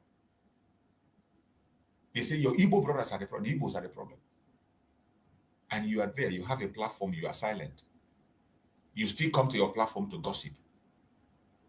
You come to your platform only to come and attack your brother and your sister. You come for your platform only for comedy. You should be ashamed of yourself. This is not the time to be silent. This is a very critical time. This opportunity doesn't come all the time. Do you know how many years we have been shouting and talking about the condition of Nigeria? Do you know how many years this genocide has been going on? They took the life of Biafrans. They have been taken from 1945 to date. No international community want to speak about it. Nobody want to mention it. They took the life of Biafran to the extent that we learn to defend ourselves. Biafran people, the Igbo Biafran more especially, we learn to defend ourselves. When they saw that now we can defend ourselves, they can't be able to penetrate us. they use their military in uniform and they push it down to destabilize our land. And meanwhile, they allow the terrorists, the real terrorists, to transform themselves into the main genocide of the Christians. These two things are related. The genocide of the system didn't start today. The genocide of the Christians started many, many years ago. Not with Boko Haram. It didn't start with Boko Haram. It didn't start with bandits. This ones are just yesterday. By the time I was in the north in the 90s, I was in the north. During the time of Medicina, I was in Bauchi State.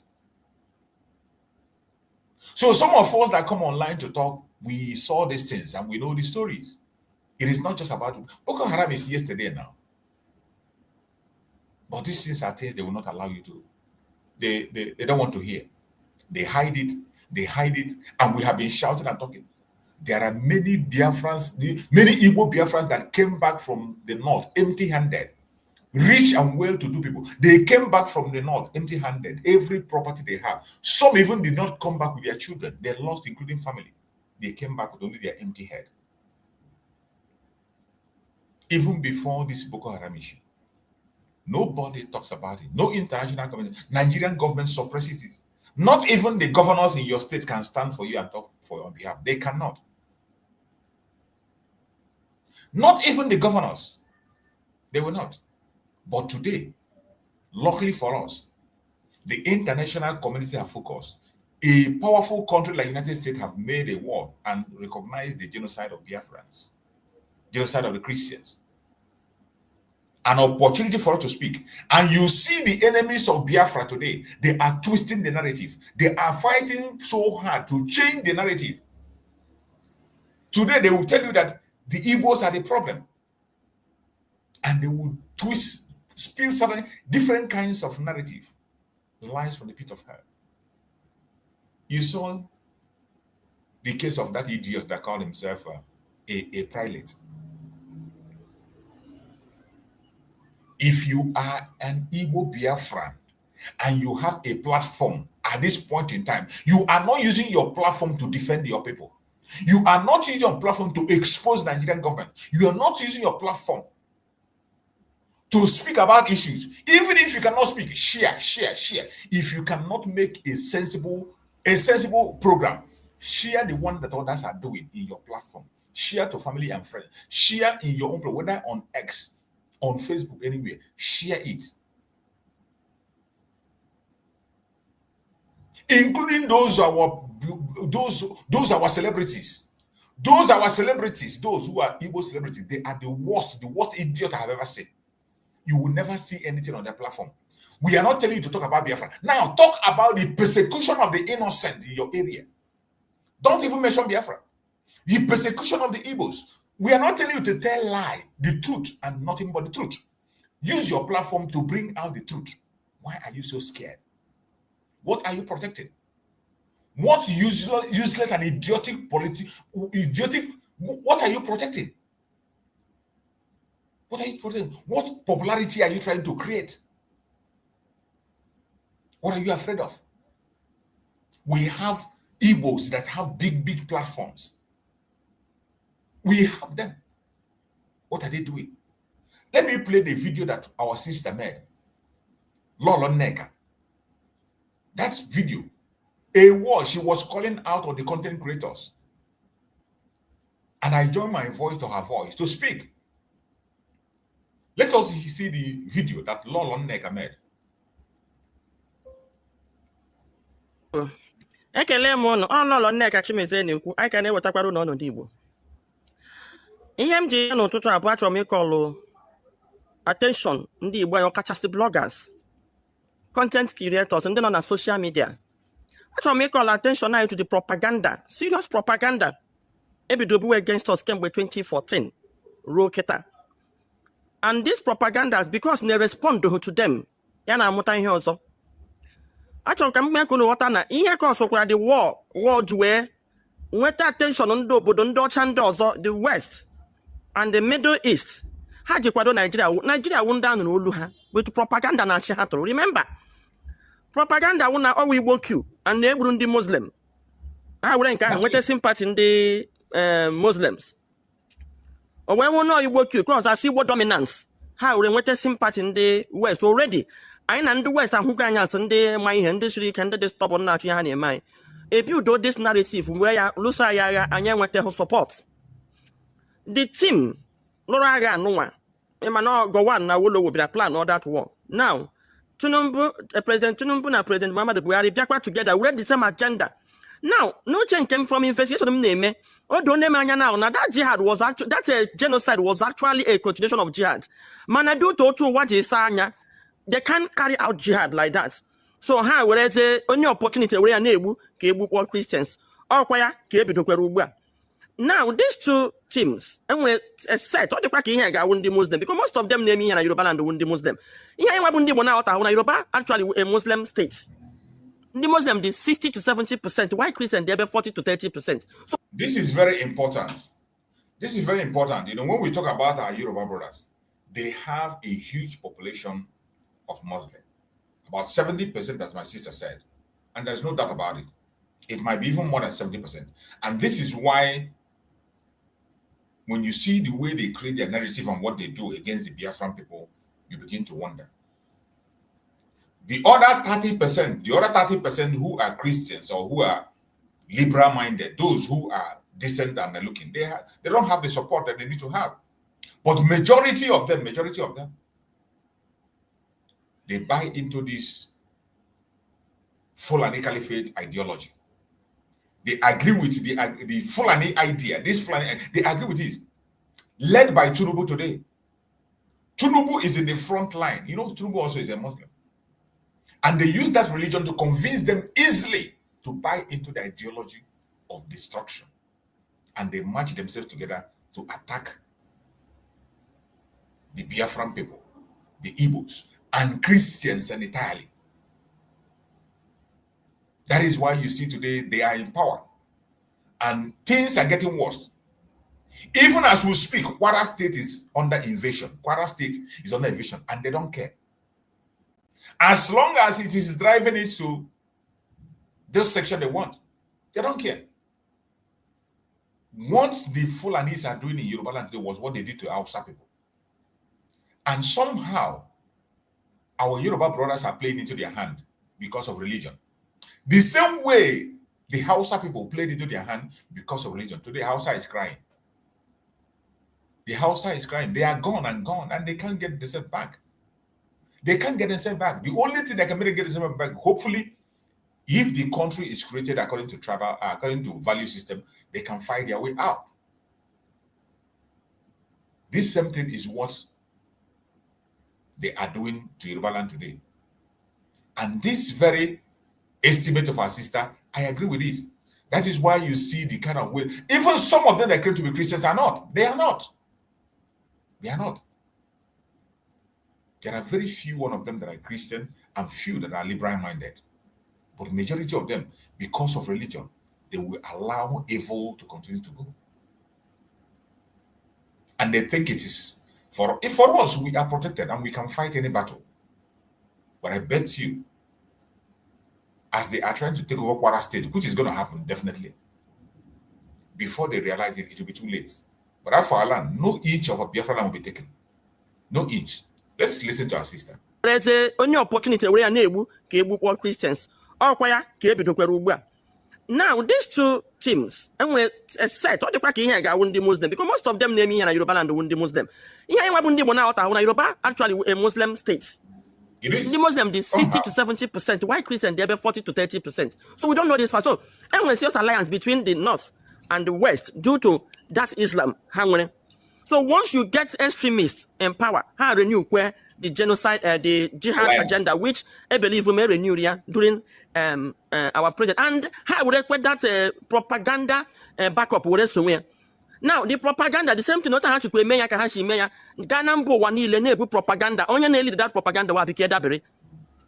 When South Africa, in fact, how make it exactly this Abike Dabiri of a woman has been captured on so many occasions. Her mission is only to tarnish the image of the Igbos. This is an official assignment given to her. she's in charge of Nigerian diaspora, whatever. I can't understand. But the only mission she has in diaspora is to tarnish the image of the Igbos. Appointed by the federal government of Nigeria. She has been doing that in all ramification. And she's very busy doing it. But those of us who are on social media must be at alert. Whether you're living home or abroad. We must face them head on. Abike Dabiri is the one that this assignment has been given to. She has been pursuing this assignment for a very long time and we are not paying attention. She has been going from country to country to spill hate against us, to paint the Biafrans as the troublemakers, to paint the Igbos as the problem of Nigeria. Today, they have come down to their churches to paint the Igbos as the problem of Nigeria. When you and I know that we have never been the problem, we are only the solution. In fact, the only problem the Igbos have is Nigeria. We are not the problem. Nigeria is the Igbo problem, not the other way around. But they paint this problem. They use Abike Dabiri to go and preach this nonsense outside the world. A special assignment given to Abike Dabiri from Muhammad Buhari to today, she is still on that very mission. Wherever she goes, when there is a problem, and that name happened to be a Biafran name, an Igbo name, she is going to announce it and make it ring a bell like never before. This same Abike Dabiri was talking about people who were detained in Malaysia. That some people who were in detention there are Biafran people, and she called names. And she forgot that more than 50 people of Yoruba extraction are on death row in Saudi Arabia for drug trafficking offense. More than 50 Yorubas. There is no single Igbo man among them. More than 50 Yorubas in death row in Saudi Arabia for drug offense. No single Igbo man is there. But Abike Dabiri will come announce to you about Malaysia that there are Igbo people in detention that are causing problem. The same thing she goes to do in London. She talks to you about fraud. In London, the most fraudulent people you have that are in scam in London, they are Yorubas, forging documents and papers. The majority are Yorubas. In the United States, those who are involved in fraud, mostly, they are also Yorubas. But when she comes, she only search out whenever an Igbo name is mentioned. Once she hears an Igbo name, she blows it out of proportion.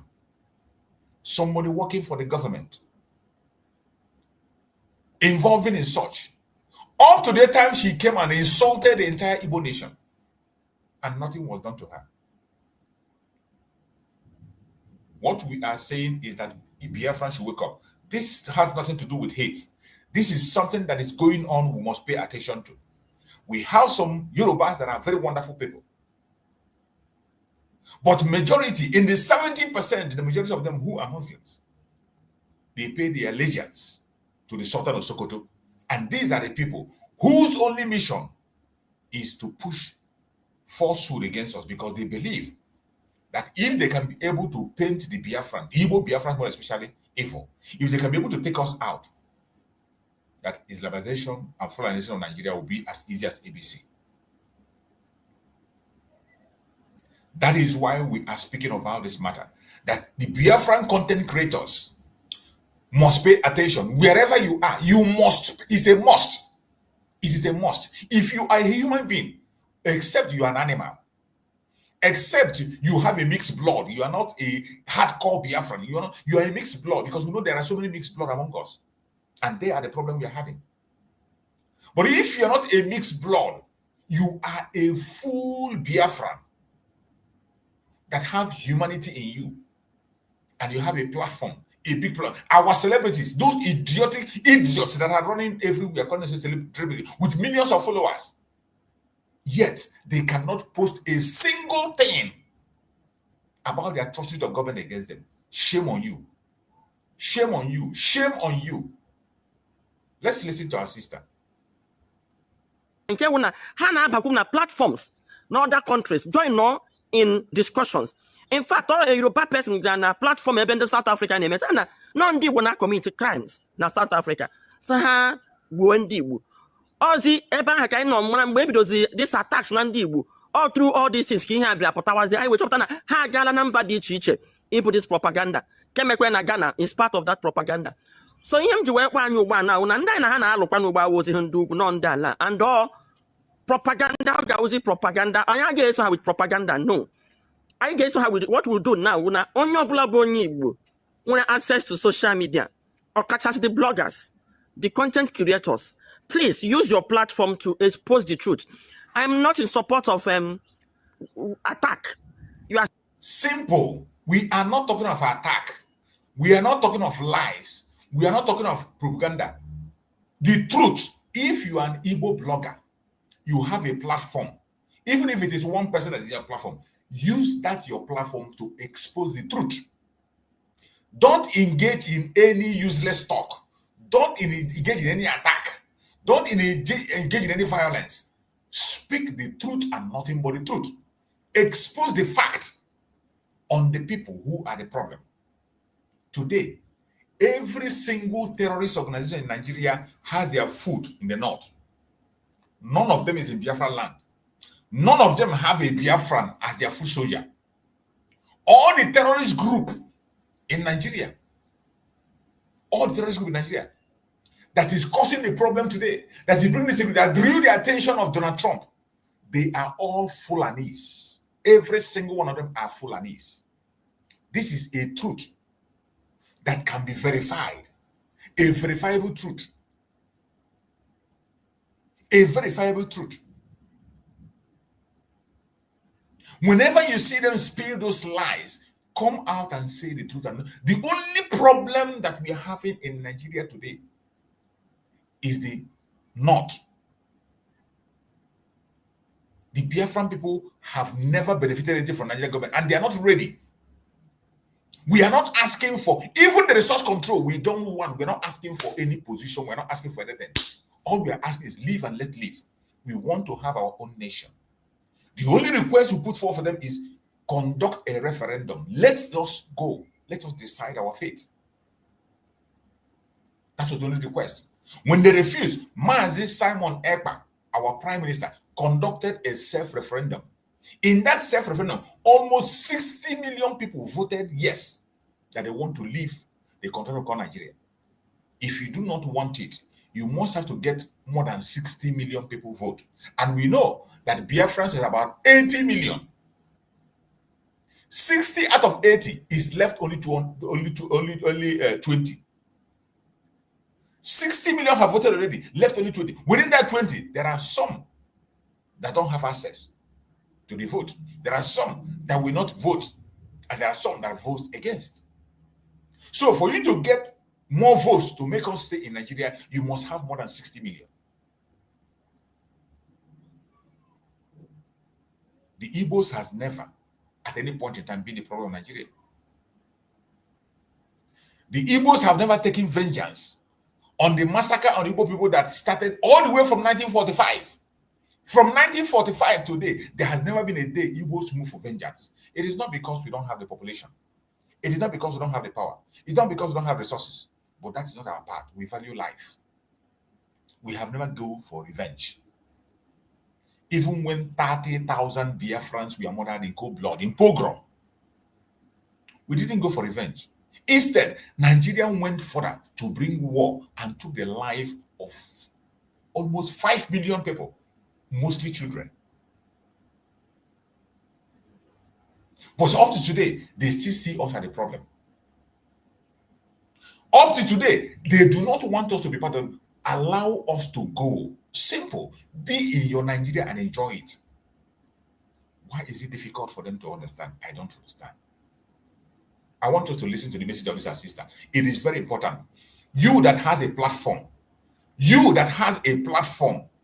it doesn't matter even if it's one person or two people that are watching you. Use your platform and use it wisely to represent and defend our cause, because Nigerian government have paid content creators. They are in charge of their media. They use their conventional media to spill lies against us. and we must face them head on. Good. I'm not in support of attack. You are stupid. You are a terror. I mean, I could do one. I need to make sense. So I think I implore our bloggers to pick up most of them. We don't want your mayor analyze.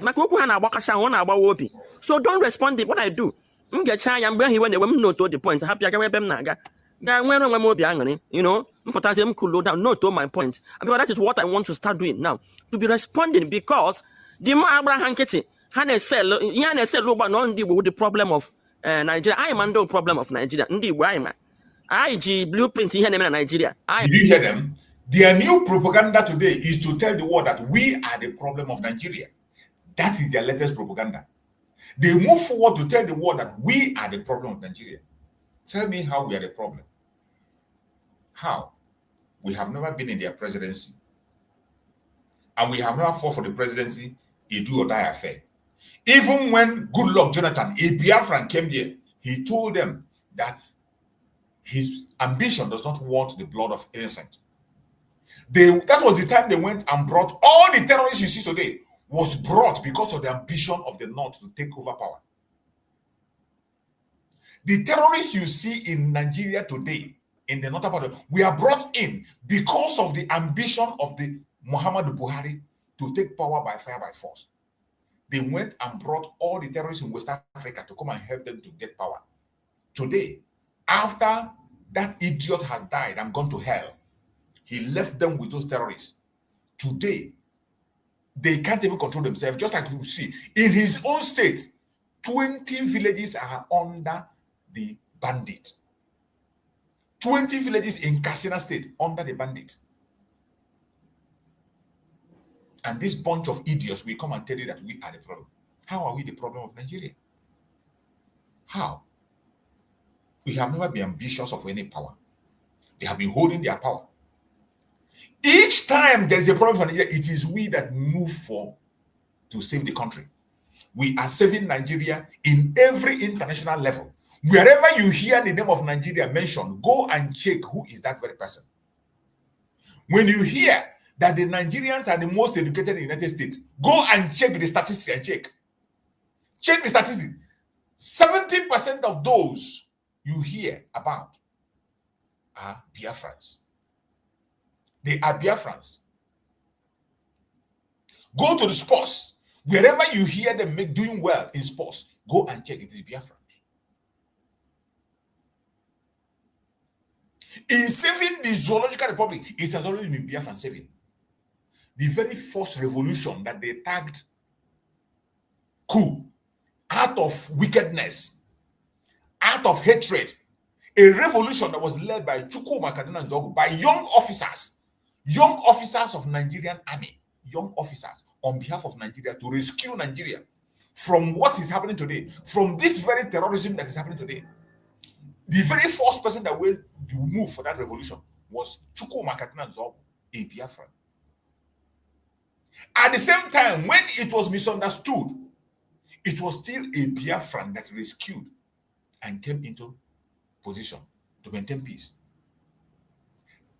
Aguiyi came back and to bring unity, he brought unitary system to unify everybody, to make sure that confidence is being restored. Still yet, Nigeria never agreed. A Fulani man hated us so much. Aguiyi came for rescue. It was because of rescue that he brought in unitary system. They didn't agree. They conducted pogrom and took 30,000 lives. 30,000 lives. As if that one is not enough. They went further. They went further to begin to destroy life. Aguiyi came for rescue. They refused. They rejected the rescue of Aguiyi and they took 30,000 lives. In another rescue, our eternal leader, Dim Odumegwu, came in for rescue of Nigeria and he took them for Aburi for discussion. All these things I'm pointing now, none of them was talking about division of Nigeria. They were talking about one Nigeria. Aguiyi fought for one Nigeria. Chukwuma Kaduna Nzogu fought for one Nigeria. That very first revolution that they tagged Igbo coup was not to create Biafra. Chukwuma Kaduna Nzog was not creating an Igbo nation. He was trying to create a Nigeria that will be beneficial for everybody, for equal rights. When he saw that the cabal then, the same caliphate today, we are planning a jihad. He went into that very revolution with his fellow young soldiers to rescue Nigeria, and they targeted Igbo. They came forward. Agui came in to bring the unitary system, to bring that unity and that sense of unifying of Nigeria. Agui was not fighting for Igbo nation. In fact, he's a one Nigerianist to the core. But they murdered him in cold blood. The very first general in Africa, ordained, made a general by the British themselves, fought a war general, not all these generals in the house, not in the field, that commanded a troop, commanded the first person to command the first African to command the United Nations troop. He was murdered in cold blood because he was trying to save Nigeria. They murdered him. Our eternal leader came on again. Dim Odumogochukwu took them for Aburi, not to go and create Biafra, not to go and create Igbo nation. It was to secure Nigeria, to save Nigeria, and the agreement was signed. Go back to where we are. Every region manage their own economy. Why you have a central body? Even our eternal leader told Gowon, you are going to be the leader of that Nigeria. Why every other region be on their own? You are going to be the leader, a central power, just like you have in the United States. States in the United States have their laws. They have their laws. They control themselves. They control their economy. But they have a United States and they have a unified army on the central.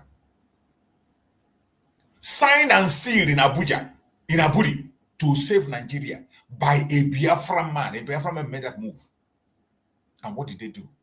They rejected it and they came and took more than 5 million lives. Almost 2 million children starved to death. A genocide of the highest order. The world refused to recognize it. The world failed to pay attention. The Biafrans, the Igbos never go for vengeance. Up to today as we speak, we didn't go for vengeance. But these same people will have the audacity to go platform to platform and continue to call us the problem. And you have a platform, you are silent.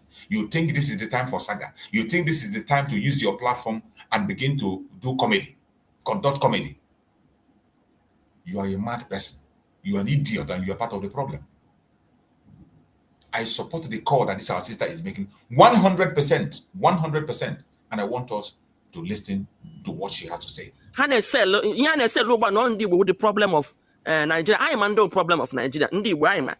I blueprint here in Nigeria. I am all at the grassroots. Now, toto here na functional. I have work, have boy, have government, have GNL. I wonder not to. So we have informations of here name na Nigeria. So we need to educate fellow Nigerians. Kitani you can't land Nigeria. Nigeria na chozinya na bakasaro. Now, good governance. So, how we don't go with recruit to share content creators, how bad on social media. Now, to actually only what will name get here, it wouldn't want to be for because when the attack comes, how the chamber minister who come in so the best of all, Ngandi 1,000 back or ban on social media. Yeah, what will make social media school give whom going one one thing or the other. I am sure Nezoku Gapati. I am sure by what I say, Zoku Nigeria, truly, the problem of Nigeria. Kaikawana Hana, Nda Batoba, one day, South, the minorities now among us, Hanandi Wallabed for the first time. Kaikota Hebana, Locadio Gabani, Bukarin demand. Kaikota Hanandibu, they are Lagos. Kaigwaha, the Lagos state government should open up. Egwele Hananata in tax no Jalaba international market. We build it by ourselves. She made a very great point. When they tag us troublemakers, they say we are causing problems. Do you know that in that Biafra land, the Igbo-speaking nation, they are the most populated? That if they want to go to war, or they want to intimidate, or they want to attack, they have all that it takes to do it. But they have been living with their brothers peacefully. Their brothers from other regions have different dialects. They have been living peacefully. Even most times, they are the ones that have been oppressed and chased, and they run, and they never fight back. They never fought back.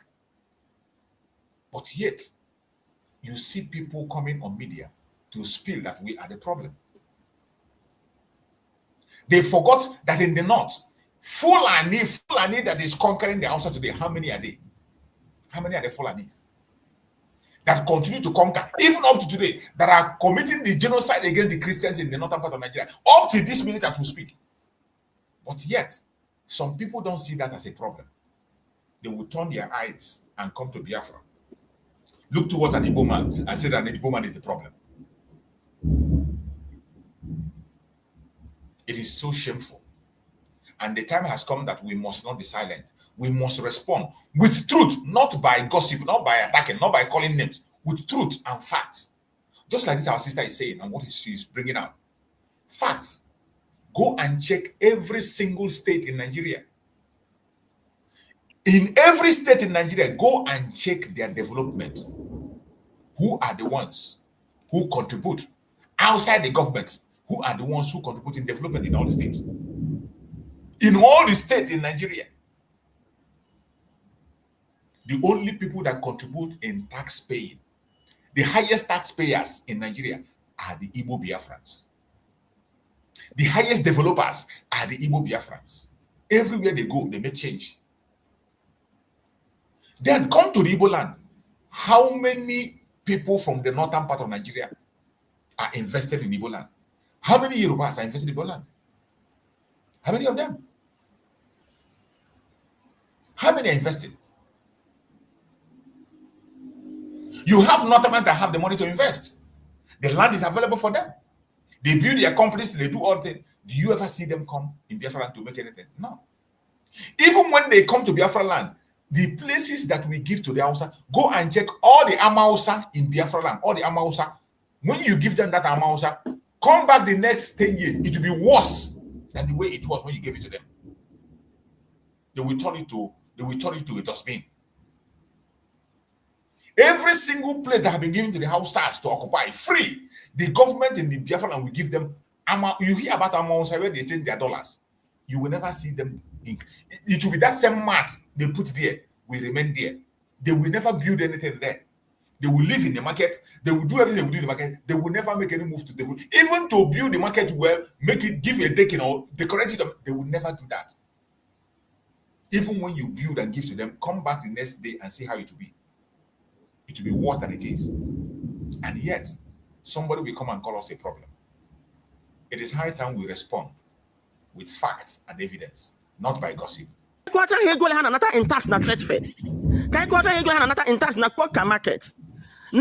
Market. All the markets all over Nigeria, we are all these markets she mentioned were built from grassroots by Biafran people, by Igbos. Every single market you hear today that the government of Lagos State is attacking, collecting tax, there's a difference that when you build a market, then you rent it out and you collect tax. They don't build. Alaba International was built from grassroots, from a swamp. In fact, when I was in Alaba International serving my master, the land my master bought in Alaba International was a swamp. When we go to look at that place, you can't even enter the land. It is water. You have to follow inside water and go and beg something inside water. Go. This is where Alaba International was built. It is the Biafran people that developed Alaba from grassroots. Every single block that was laid, including the road that was made, including the light and the transformers for light, it was the Igbo people that brought it. The same thing with Trade Fair. Swamp, complete empty swamp. It wasn't the government that built. Let's say government build a market and say, come and rent. No. Likewise, every major market you see that Biafran people occupy, not only in Lagos, in all the states in Nigeria, they build it from grassroots. If you find any market that was built by the government of Nigeria or the state government, it will not be, if you can find it, should not be more than one or two. But all the major markets, all the major mega markets you have, were built by the Biafran people by themselves. And after building it, they pay huge tax to the government of everywhere they are. They build homes They employ the indigenous. They give employment to the indigenous. They bring development. Even they invite foreigners to trade. Other West African countries come to Nigeria to trade because of the influence of the Igbos. But yet, some idiots, they will come and they will call us the problem. Look at the governance they have taken to decide to manage. They are the ones that are managing their executive. Look at where they are today. Look at where they are today. Look at where Nigeria is today, where they drag it. When Goodluck Jonathan, a Biafran, came there, he was trying to put Nigeria in a good state. But did they allow him? Only one tenor. They didn't allow him.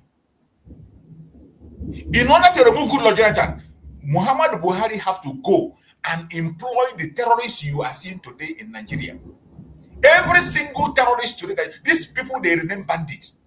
The terrorists today that Donald Trump, because of them, have designated Nigeria as a country of particular concern, was brought in by a president. People who were part of bringing them in are still in power. The vice president of today is part of the program. The president of today was part of it. He sponsored financially to bring these people in order to remove Goodluck Jonathan. They were all part of it.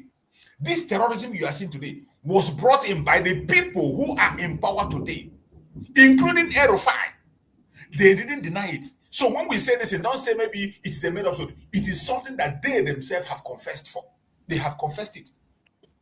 They confess it on their own national TV. So we are not trying to make things up. But these idiots will come online and they will begin to say that we are the problem. How are we the problem? Tell me how. Are we the problem because we came to your area, we developed the area, we invested, we developed, we give you employment? Is that how we're a problem? Even though you decided not to come to us, you rejected us, even after you said the 3R, the reintegration, the reconstruction, and the rehabilitation, you didn't do any. We ignore you and we move ahead with our life, yet you are not satisfied. We cannot continue to beg somebody to like us. You don't beg people to like you. You don't beg people to like you. Only an idiot will be begging people. You don't beg people to like you because they will never. It is high time for every one of us to use our platform and use it wisely. Not to attack, to speak fact. This is the time that the international community are paying attention and they have started their propaganda. The same propaganda they used to tag a revolution that was conducted by Nigerian young soldiers, they call it an Igbo coup. They have started again. They are calling us the problem. And you have a platform you are keeping silent. Woe unto you. It is going to come to you. You will face it, not just us. Another intact na trade fair. Kai quarter you go another intact na Poka market. Na Ladikwa market. All the markets all over Nigeria, we are contributing. Kai go lend Lagos na Natandi na tournament trades. Then I go lend Yoruba with an alibu. Kai go le ana nata intact nda Hausa na Kanu from Ndibu. Ka agbakọ no kọwatande na enya ka ndị bara uru. Ha sa gịnị ka anyị na-eweta to the table. Then kai gwa ha na-enwe the biggest gas deposit in Imo State. Kai gwa ha na Abia. Then kai gwa ha na 85% of River State ndị Igbo speaking at least. Kai gwa ha na ihe jikọ na ama ebe onye shiwa asụsụ na asụ. Kai gwa ha na ha kiriri anyị to the point na onye Igbo na-edina anyị ya wụ ndị Igbo. No, Gandhi Delta to deny na ha wundi Igbo ga ka ha kele ha ka ha 1,000 people. Yes. Harmless. Kai kwata ha na ha commit war crimes. It was the denial of people in the Niger Delta that brought the Asaba massacre. Innocent people who raised flag. They were welcoming the one Nigeria. But the Hausa Janjaweed know that you are an Igbo man. You cannot deny. As long as, let me tell you, to an extent, as long as you're from the old southeastern region, even an Ijo man, they see you as a Nyamiri. They see you as an Igbo man. Look at Wike today. The Wike madness, you see the way they are treating his madness, because they know he's an Igbo man. They can't spare you. When the time comes, they will use you and they will damage you. You see, when we talk about this issue, if you have not lived in the north, you will not understand. Let me tell you, to an extent, in the north, if they see anybody from the south in the north, they see you as an Igbo man. They don't even look at the Yoruba person. To an extent, they don't even recognize the Yorubas in the north. Anybody they see from the southern part of Nigeria is an Inyamiri. And when there is a riot in the north, you better run for your life. You better run for your life. Don't say, oh, I'm a Yoruba person. They will chop off your head. That is how bad it is. That is how bad it is.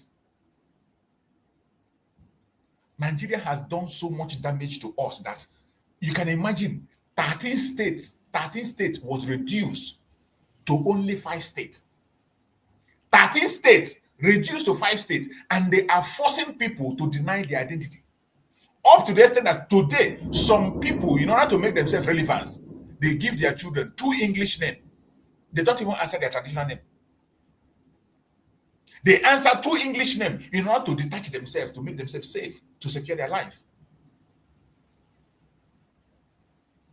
They deny whom they are. 13 states was reduced by fire by force to only 5 states. And when you talk today, they will tell you, oh, the Igbos are what they say, the Igbo people are just 5 states. And they will come again and they will tell you that we are what they say that what's that language they use? That's one of the language they use. They say that we are. I've forgotten that language. When I remember that we use it, that they use it upon us. These are time for us to be responding with facts and figures. And just like one idiotic Fulani woman, I don't have to respond to that woman because a Biafran lady have responded to her and educated her. When they were talking about oil, when they talk about oil, every single region in Biafra land has oil. Every state in the old southeastern region has oil. Today, the highest gas depot today is in Imo State. The highest gas reserve that you have in the entire West Africa is in Imo State. Every single state in the old southeastern region has oil. They have their resources buried on the ground. Everyone. Even the one they have almost destroyed the resources in the Niger Delta, in the refinery area. Those who in the refinery, they have almost milked all the resources.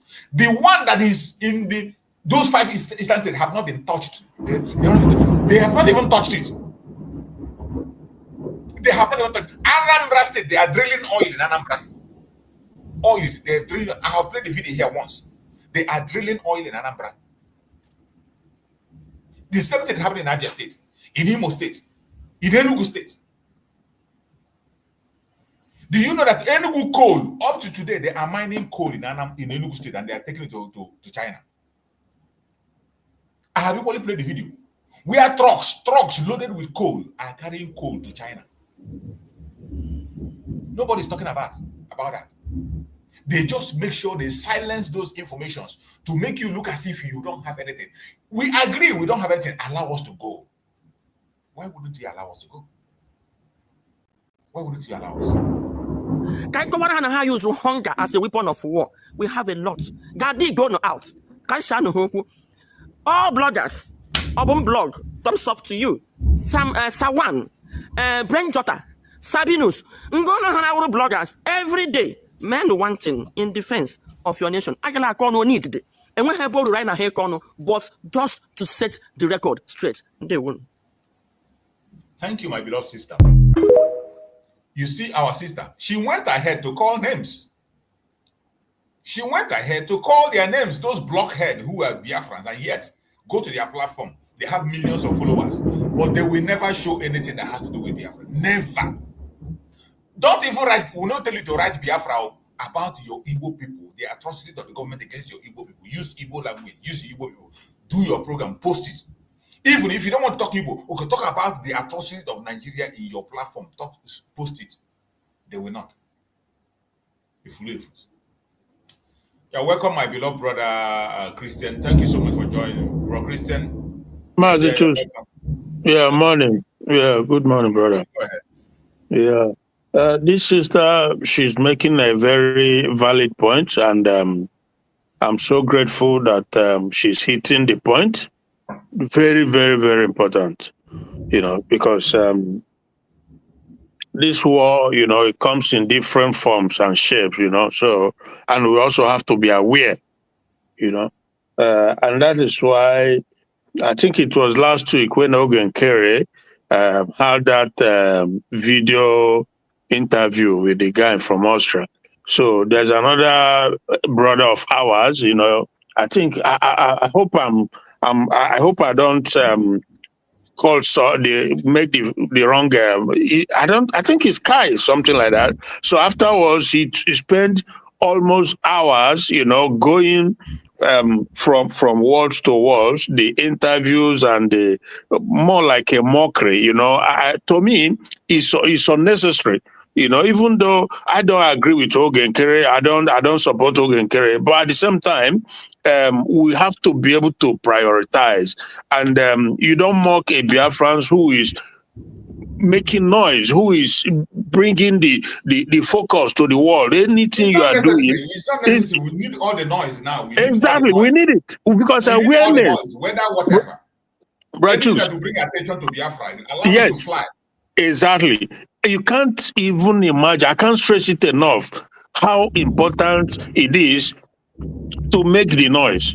Because the more you do this, the more the news spread, the world knows what is going on, and the more they know it, the more people who are willing to put their their money where their mouth is. So that is the result of what we are seeing for the most part, because we refuse to keep quiet. So I did not like that at all. That to me, that all that hour he spent online mocking Ogen Kere. He would have used it mocking the zoo, bringing the atrocities going on in the zoo. So that would have been much more useful rather than attacking another Biafran. At the end of the day, we know, who is going to, when we get there, we know who is the right people to lead, who is not, stuff like. So these are things will be sorted within us later on. So, but our efforts, just like this, sister, the Allah is emphasizing, we have to be focused, know who the enemy is, So that is very important. And for that Ayodele who left a good fighter, he should be fighting, because that's one of the things I made clear to some Yoruba people that I know also. You must not, if you go about fighting the wrong fight, it will come back to haunt you, because and I know that Igbos are not the problem, So one very, very serious situation that's going to come up, it won't be too far from now, because this whole motion, this whole awareness is not going down quietly. You must get to the bottom of it. It must reach its aim, and at the end, what happens. The Yorubas, if they know, if they have any idea, they should be considering what they are going to do moving forward. It's like a choice for them.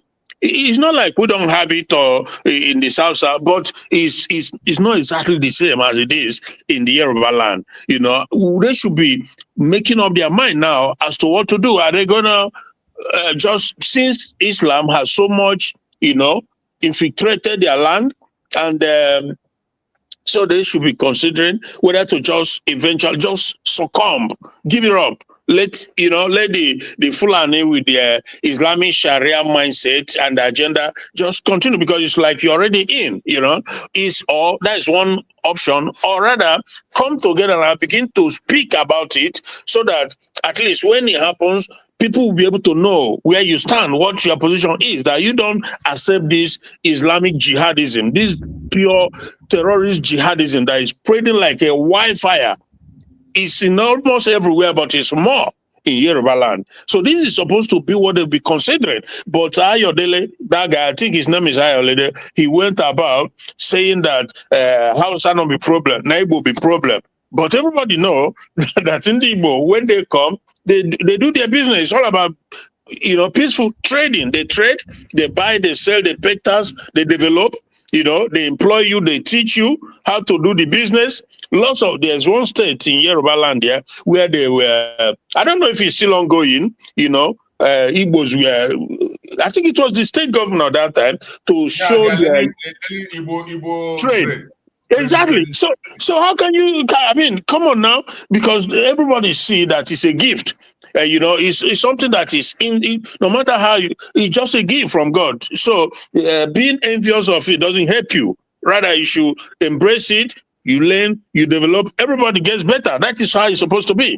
But it's living the fight that is coming on to them, and they think that, okay, like Adeboye, for example, how old is he now? Maybe 80 something.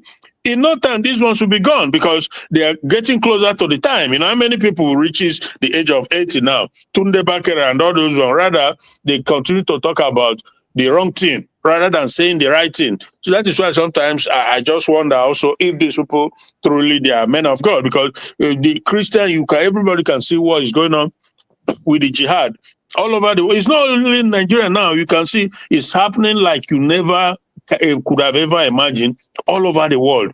In the UK, in America, there's emphasis to make sure that if you don't stop them, if you don't make sure that they because they are not these are not people who they will never stop. That's for sure. And so if you don't stand your ground to stop them, then you're in trouble. So obviously, I like the fact that this sister also, and she's emphasizing it. Everybody have to, if you have a channel, YouTube channel, you must begin to counter it, because again, if it grows and if it takes hold, so that is how the whole narrative goes. It simply means then that when they begin to buy you, when they begin to fight you, the rest of the world we just assume that, yeah, you're a troublemaker, that this is whom, you know, because they've been painting you with this brush all along and you don't speak out. So like in some other African countries, then they will now, you know, run with the narrative of what they are saying, that you are the problem. But in actuality, you are not, because you are not the one that is causing the United States to think about coming to Nigeria. It's not the Igbos. Everybody know that. So how can you people are crying that America should not come, that they are coming to take our oil? They are coming to, but who are those that is buying Middle Beltans, Southern Kaduna, in all these northern places? Who are the people? Is it Igbo that is doing it? The answer is no. Everybody know that is simply not true. That the fact that Americans they've now put the Nigerian name. So this is just evil, pure and simple, because you know what the problem is, but you close your eyes away, you are shifting it to a different place because of either your hatred or envy, whatever it is. So this is a serious situation. We cannot rely on the Nigerian media. We simply cannot. We have to again thank God for the social media, so that we can push our own point through. Because if we depend on NTA or channel or whatever, they are just the same. They are the same. They are controlled by the same people. So you never get the truth out. That is the situation, my brother. Thank you, Rachis. Thank you so much, my brother. I appreciate you for that very line of thought. So you are just on point, and that's what we are doing here. Favora, unmute yourself and speak to us. Favora, are you there? Favora, unmute yourself, speak to us.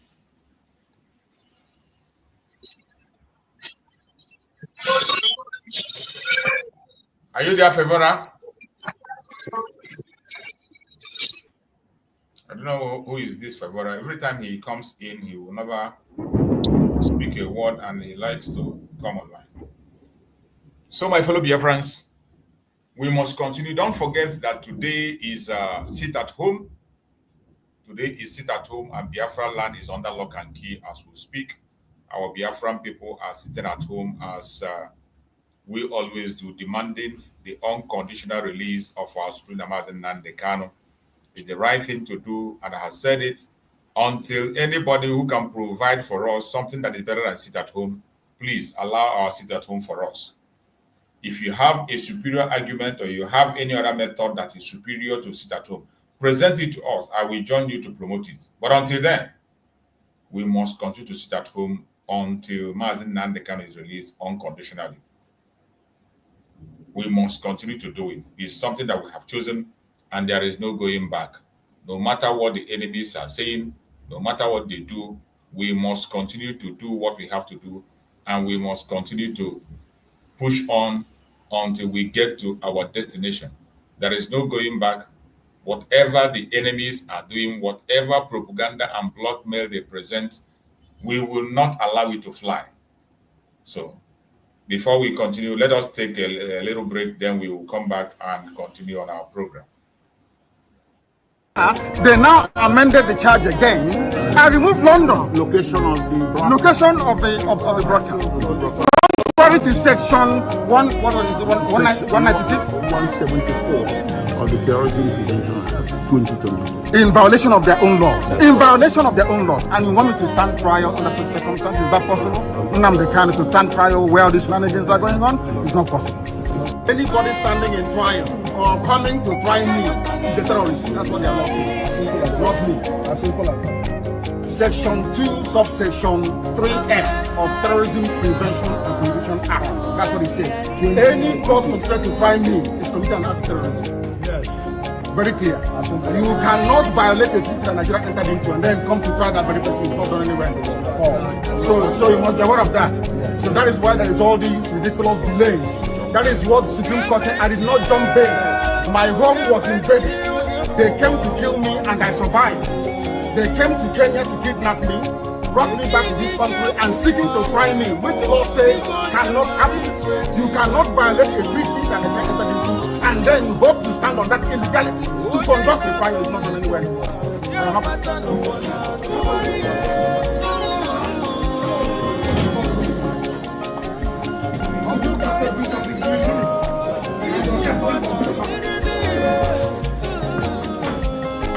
And you wonder why God cost you.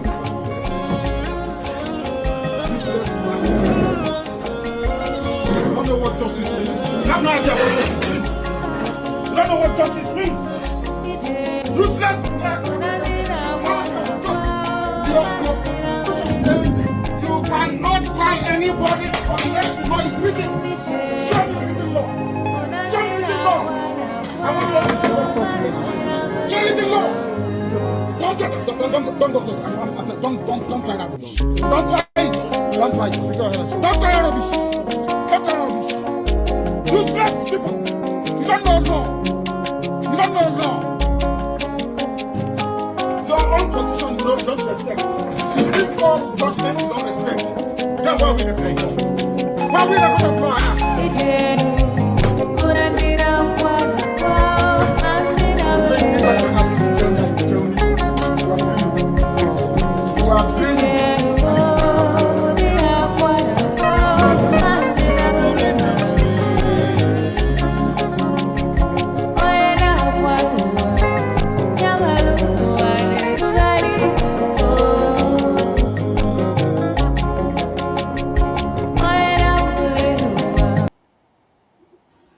Welcome back. Thank you so much for patience. Thank you for being with us. Appreciate every one of you who has been with us, and for those who are patient and been with us on the program, we say may Chukwu Abiyama continue to guide and protect every single one of us. We must continue to do what we have to do to make sure that our voice is heard and to make sure that we push this message to the highest level. We must not give up. We must continue. Those of us who are participating in the sit at home in Biafran land, I appreciate every one of you, and I pray that Chukwu Abiyama will guide and protect you. No sacrifice made for your freedom is too much. No sacrifice is too much for you to pay for your freedom. So continue to do your own part. Every one of us in our own areas, whichever area you are, please do your own part. If you're in the media, speak up, add your voice, and do what you have to do. If you're on the ground, do your own part. Anywhere you are part of the defense, try to defend Biafra land wisely. If you are engaging in diplomatically, engage diplomatically the best way you can. We need all the voices now. As I have always said, we are the voice of Mazi Nnamdi Kanu. We are the voice of Mazi Simon Ekpa. Even though they are holding them captive, as long as we remain, we will continue to give them a voice. Don't you ever chicken out.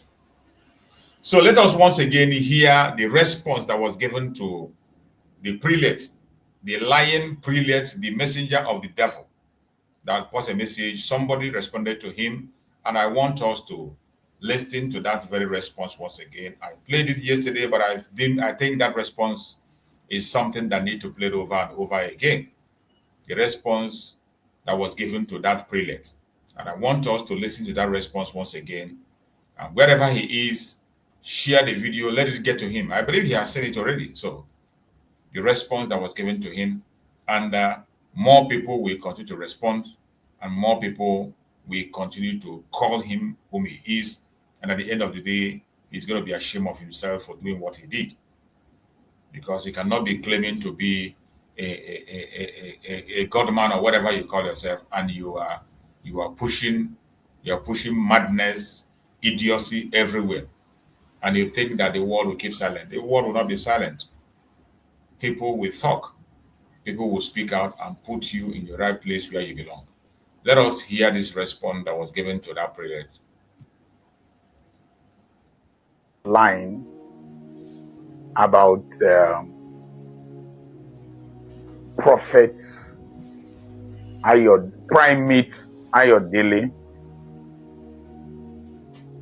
He made some categorical statements that need to be answered. Number one, he said that the Igbos are the problem of Nigeria. Number two, that they are desperate to become president. Number three, that they can never be president of Nigeria now or in the future dispensation. Number four, that the Igbos betray one another. Let's take them one after the other. Number one, the spirit of a prophet is under the control of the prophet. He should be up to 65. You should not be talking anyhow because you are a prophet. If the spirit of the prophet is not controlled, it will be insanity. It will be, prophecy is for edification, exhortation, and comfort, not for destruction and confusion. Mark my words. And why must it be only political prophecy? What are you looking for? They should speak, if you do something, you will now say they should seek spiritual guidance. What are you looking for? Is it a business venture? The Igbos are not the problem of Nigeria. They have contributed in sports, they've contributed in literature, they've contributed in academics, they've contributed in business, they've contributed to the military, they've contributed economically, and contributed politically. And they are the most traveled and integrated group of people among the different nationalities in Nigeria. They build anywhere, they do business anywhere, they marry different tribes, they interact with people, and the president of the business school in Onitsha is a Yoruba man. The president, is the president or rector now? Director of the business school, Onitsha Business School, is a professor. He is a Yoruba man, Somebody called me from a Pirates Confraternity Coven, or the Devil's Cove in Enugu.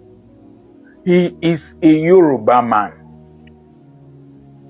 So all this tribal bigotry masquerading as prophecy must be condemned.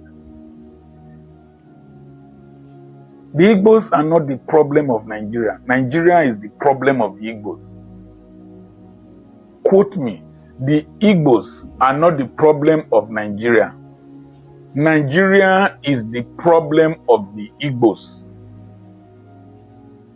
Number two, that the Igbos are desperate to rule Nigeria. Nnamdi Azikiwe, excuse me, let me open this one. Nnamdi Azikiwe has become president before. Umezoke has become speaker. Pius Ayim has become president of Senate. And I said before now that the Igbos do not need to be presidents of Nigeria for them to do well. And some Igbo boys with low mentality came after me, were attacking me. No. And I give an example of several presidents who have come from Yoruba land, come from the north, come from different parts of the country, come from Bayelsa. Their areas have not developed. The tallest building in this community here is owned by an Igbo boy. He is a chief in the palace here. Go around Nigeria, you see their businesses. In our national team, you will see Igbos. In any place in Nigeria, you will see Igbos. So they are not desperate to become president, Primate Ayodele. They are not. They would do well if left on their own. They are doing well even in these terrible systems. They are not shouting a big power. No, they are doing well. So they are not desperate. Don't let your hatred for Peter Obi and your allegiance through tribal bigotry to President Tinubu becloud the Spirit of God in your mind. That's if you have it. Because if you have the Spirit of God, you will open your mouth and utter this kind of divisive and rubbish trash that can be said to be cyberbullying or something that can cause ethnic rivalry, or you're casting aspersion on a race. There is a law to that effect. The next thing is that you said that Igbos betray each other. Is there any is there any tribe that does not betray each other? There's no tribe, no race. Who betrayed Awolowo? Who said my hands are tied? What happened between Akintola and Awolowo? You just open your mouth and you vomit nonsense in the name of prophecy. Primate, what you did is irresponsible, is unpatriotic, is unspiritual. That the Igbos can never be president now or in the next dispensation. So what? So what?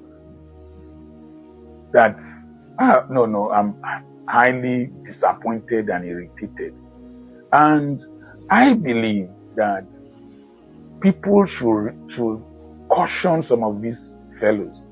I just did a video about cautioning Gumi or even arresting him. And the president should caution Primate Ayodele, and the Igbo community should write a letter to him, Johannes Indigo, write a letter to him and caution him for castigating them and portraying them in a wrong light. That's a libelous and scandalous statement that somebody that is supposed to be a spiritual person has made and should not be allowed to lie low. I remain Dr. Charles Apoki. Let's see the vex with this. Thank you, Dr. Charles Apoki. You've spoken well, and we must continue. So others will, some of them, we don't even need to respond to them. The people are already taking care of those idiots. There are mad people everywhere. My brother Greg, you're welcome. Greg, go ahead and speak to us and meet yourself, bro. Greg. Hello, Mazi. Good morning or good afternoon. Good morning, my brother. You're welcome. Yes, my greetings to Mazi Christ and Master, Biafrans all over the good morning, world brother. who are listening.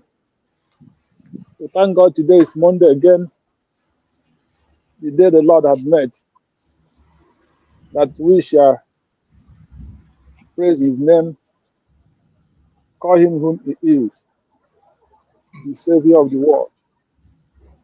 And he can be not only I know they know to an asking of Omena, Nisu Munna, the Banana, Nisi Mazinam the Kanu, our leader, Nisi, my Simon Herbert. I think I'm coming out clear because I have an appointment, walking to my appointment and talking. Yeah, we can hear you. Go ahead. Okay. So we thank God for them, and we pray that God, who have kept them to this day, will continue in their life You see? to sustain them and protect them, and highly give them health. That is the most important thing for us, the Biafrans, in the life of Nnamdi Kanu and the life of Simon Ekpan is health and strength wherever they are. If God give them strength, give them health, we will overcome. Yes. There is no doubt about it. So we pray every day for them that heaven will strengthen them physically and spiritually and protect them. You see? And those outside, especially the government of the United States of Biafra, led by Dr. Ngozi in this period, and heaven will endow them with wisdom and courage to lead in the right way, and doors will be opening for Biafra wherever they knock. Because he said, when we knock, he will open. And whatever we ask, that is what he will do for us. So we pray that anywhere they knock door, the door will be open for Biafra. This we ask through the name of the Most High, his Son, Jesus Christ. Amen. Amen. Ndị Igbo na-egbu achara. Achara na-eto. Onye ka nje like egwu nna anyị ukwu ugbo ụfọdụ. A na-egbu achara na-eto ogologo, a na-egbu n'anya achara na-eto ogologo. Achara ike ahụ ndị Igbo. Achara Chukwu jiri aka ya wee megene planta. The witchcraft of Ayodele or whatever they call it cannot destroy it. And for you to succeed in life, you have to embrace the blessed tribe. And that is the command of God. Yes, if you don't embrace that person that is blessed, you are cursed. I'm not telling you about that they are cursed. But those who curse the Igbos are cursed. So any family, any mouth that raises itself against the blessed people, the Bible says that that mouth, his tongue will rotten his mouth. See? And his eyes will rotten his eye stalk. And the disease that made for them will turn to those who hate them. You see? So when you hate the Igbos, the poverty will return to your family. Igbos are not poor. The sickness will return to your family. Igbos will not be sick. Anything that is not of God, that is of evil, will return to those that cause the Igbos. Yes. So we have now go through the history. The Igbos have never come out and start causing any tribe, like all these people. None of Igbo preacher have come out and tell you the Yoruba is caused, or Fulani is caused, Yoruba is this are caused, or this. No. Never. The only thing Igbo people will do, they will spit out that info that you are doing and ask you to stop it. And that is true. When you go and research, you will know that what they tell you is truth. But for them to come and tell you the whole Yoruba is caused, or this is causing a whole tribe, that person is caused. And the Igbos will be progressing, because I don't know the sign they used to know the people who are blessed. So Ayodele should come and give us, because if you say you are not witch, come and use the word of God and you preach. Because when they say, that's why I love sometimes when Mbaka preach, he will give you the word of God where it is in the Bible and what those people are doing that made them to be so and so. So Ayodele should come out and bring the word of God that he is claiming to be representing before the public and show what they used to know the people that are cursed and people who are blessed. Yes. The people who are blessed are people who progress even when they envy them. And they will be envying them everywhere. He said that Igbos are cursed. Igbos come in your poor land. And he used his money and bought that your poor land and develop it, and he become envy and start destroying it. Still, they will be progress, they will be flying. God give them the wing of eagle. And with your witchcraft, you cannot catch them. It's not possible. Never. So telling the Igbos are witch or Igbos are cursed is cursing himself and his generation. And he will never go, because as I say it here, so every Igbo person is saying it. Though he cannot stand that curse, that evil thing that will come upon him. That is what I don't understand with all these people. How can you curse people who have come to make your village to be able to see? Igbos is the light in Africa, not just in Nigeria. Igbos are the light in Africa. Go to Cotonou, they call it their market, Biafra market. They call it Biafra market. It dead. And the useless man is Yoruba envying. You people are the people who use God's name to steal.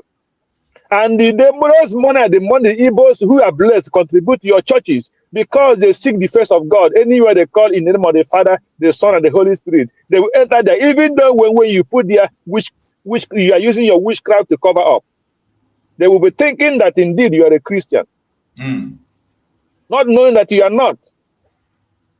So that is the point. And when they come there with the faith they have in God, God bless them, even when you are a witch and you are still not happy. So that is the problem we have with all these people. When they will come, they will start using nonsense to cause tribal problems, and they will come back and tell you that you are the one causing it, and the Igbos are causing it. Igbo man have never have the time to finish what he have in hand to do. Talk less of sitting down to think about somebody he will envy. It's only person who is idle, person who have nothing to do, person who have no business, person who have no future, that will have time to think about the progress of another person. If you are busy, as I wake up this morning, I try to do one thing or the other before I go to work. Will I have time to be looking for somebody who is progressing more than me? No, because I have target what I want to achieve today. It's because they don't have what they are doing. Then they will be envying people who every morning they wake up before any other thing to go to their job, and their job will bring results. And you will be there stealing money from the poor in the name of Jesus Christ. And you are causing people who God bless. Say that they are desperate. Where is the spirit? What is our desperation for anything? For power.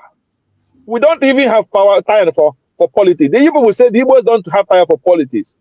When they join the politics now, you say again they want to grab power by all means. So, yeah, during the time of vote, Igbo are people who don't do out, even as bad as Soludo and the rest of the governors in the East are.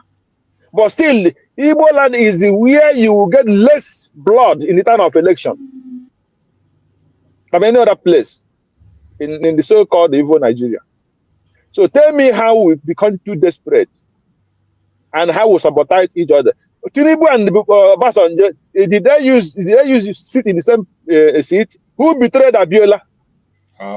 Which people betrayed Abiola? Is it not the Yorubas? Is it not the Yorubas that went back and take money from Abacha and plan to kill Abiola? So I'm not saying there is no betrayer people in Igbo. In every tribe, even America used to catch people who Americans who went to betray them. Who is not American who sold technology to China? He's not an American. That is betrayer. Russia, this war, Russia and Ukraine. Did Russia not catch people who are betraying them? Did Ukraine not catch people who are betraying? There must be betrayers everywhere. So that is in everywhere in the world. So if that useless witchcraft that you use the name of God to cover up is coming to talk about the Igbos, shame will be upon him, and the curse and everything that's not of God, he talk about the Igbos will return to him. And he cannot survive this. All these people that everybody is talking about. That is the point. So we are not ashamed. We were not caused. We are blessed people who should be.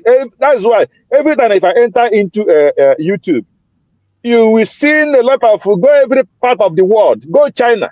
Chinese people are learning Igbo language. Are they caused? The governor of America once say use his hand by himself declare Igbo Day in Georgia. That will be constant every year. Are they caused?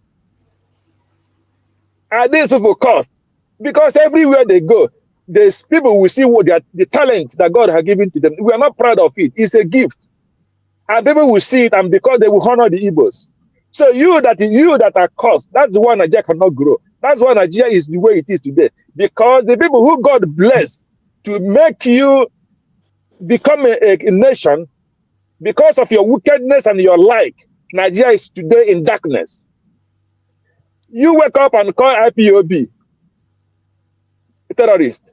I was watching this thing yesterday, a tweet, and I concur everything this guy said. Result. He said you call IPOB terrorist, you call us terrorists. And today, Trump said, I want to come to Nigeria and fight for terrorists. And they are crying. And those people that you call terrorists are inviting Trump to come to fight terrorists. And you that is not terrorists are fighting against Trump to come to fight against the terrorists. Then who are the terrorists? Yeah. He said IPOB is terrorists. IPOB said, okay, come and fight that terrorist in Nigeria. We are fighting you. There is a parade in Igbo land that Trump himself tweeted yesterday. I think that is a region, a very big crowd carrying a Trump flag and everything, praising the name of God on the street with the picture of Trump's and the write-up with America and Israel, inviting Trump to come. That is how to know the people who are not terrorists. But people who are terrorists telling Trump, no, don't come. We are a sovereign nation. Which kind of sovereign nation you are? A sovereign nation cannot secure his people. A sovereign nation cannot feed his people, cannot give their people electricity and light. What makes you sovereign? Because he used army and police to masquerade everybody and shoot and kill them. And when the international community said, no, now we want to come and see what is happening, you say, no, don't come, we are a sovereign nation. Shame on you. They are evil, we start. And it is too late for them because we are not praying anymore for the Igbo presidency. We are gone, and we are gone for good. So Igbos is gone out of Nigeria. That is 100%. There is no doubt about it. So everything they are destroying in Lagos, we will come for that. Even if it takes the next 50 years, we will come for those properties you people destroy, and you will pay. There is no doubt. Go and mark it somewhere. They will pay. Because Igbos bought those places, and they develop it, and now you destroy it out of envy. You will definitely, even if it takes 100 years, the Germans are still paying for the destruction of the Jewish property. Yes, sir. You will definitely pay for it. So that was, for me, I'm not shaking about those things you are doing in Lagos. You will definitely pay those for those properties. Just make sure they have their documents intact. Make sure your land is genuine. Keep your documents. Forget about this. They will pay for it. They will pay for it. So there is no shaking. There is no shaking. Let us know if there was no government before they bought those land and before they built it. So people should not be every time shaking. No, my problem is let Biafra be secured 100%. Let us stand as a country. Then we will know if we are cursed or if we are blessed. Then we will know the people who are cursed and the people who are blessed. There is no two ways about it. So that is what I want to contribute this hour. Thank you, my brother, as we continue. Thank you so much, my brother. I appreciate you for that wonderful, wonderful, wonderful speech. You have nailed it and you have spilled it just as you always do. I appreciate you for that very speech and the message we get to them. That is what we are doing. Everybody should add their voice. Any place you find yourself, in your platform, in any platform you find yourself, any place you find yourself, speak and defend whom you are. They have blackmailed us for many, many decades, and we were not in the media. They blackmail us, we say it doesn't matter. Oh, forget it. This thing, wait, talk, this normal thing. No need to be angry. You must be angry at everything that he said now. You must be angry. These things you say, you see, it's small thing, it doesn't matter. It matters. This is how they succeeded in painting us evil. That the entire nation today, even people that have never seen an Igbo man, they have never dealt with an Igbo man before. You never do any business with an Igbo man. You and Igbo man never stay in any place we talked before. But once you mention Igbo man, they begin to be afraid.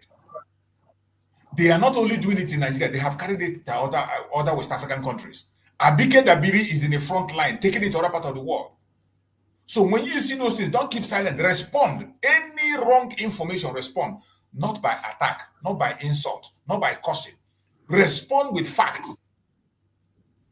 Just like our brother Gray just did now. Respond with facts.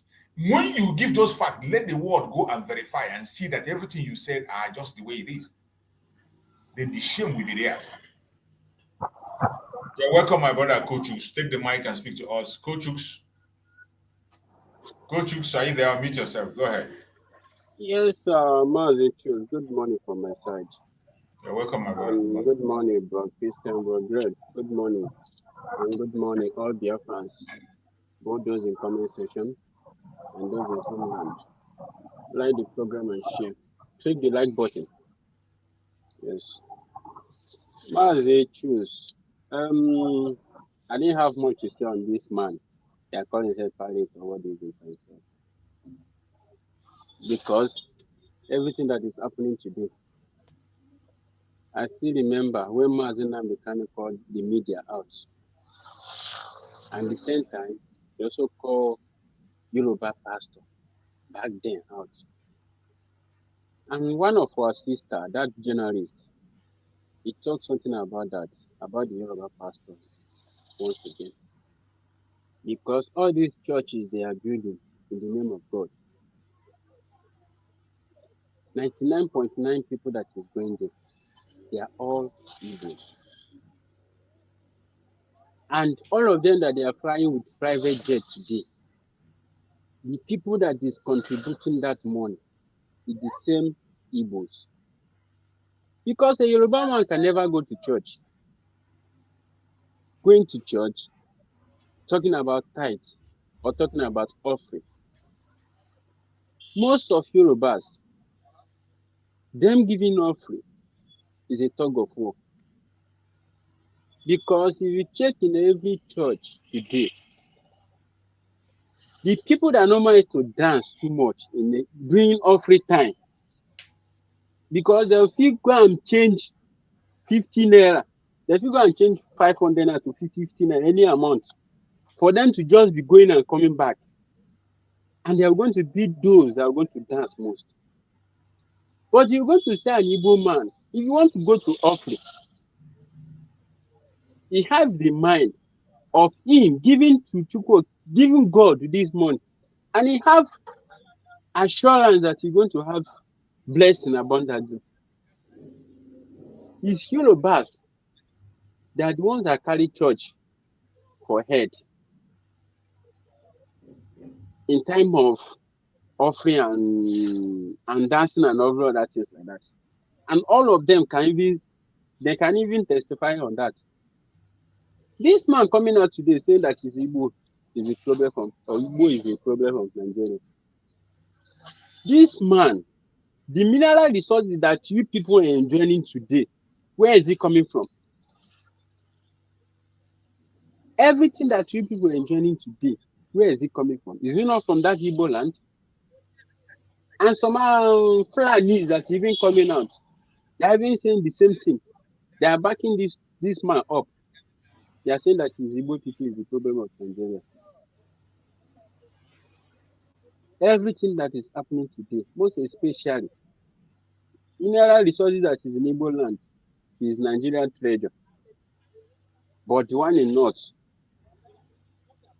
is for those Northerners. That is the reason why all of them will come out every year.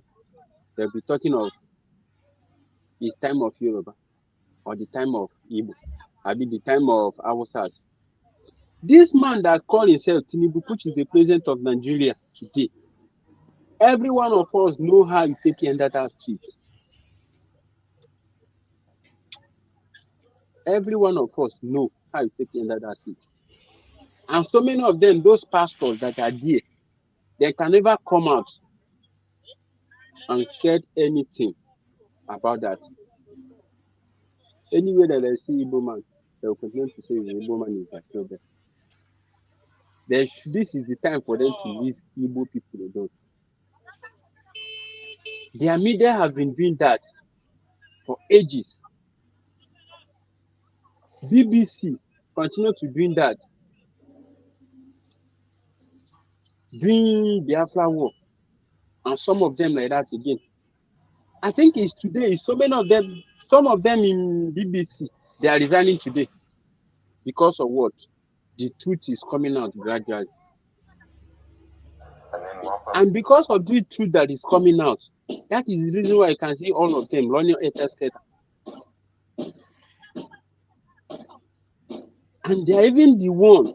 Donald Trump, I say, is coming to Nigeria to kill terrorists. They are the ones even mentioning IPOB.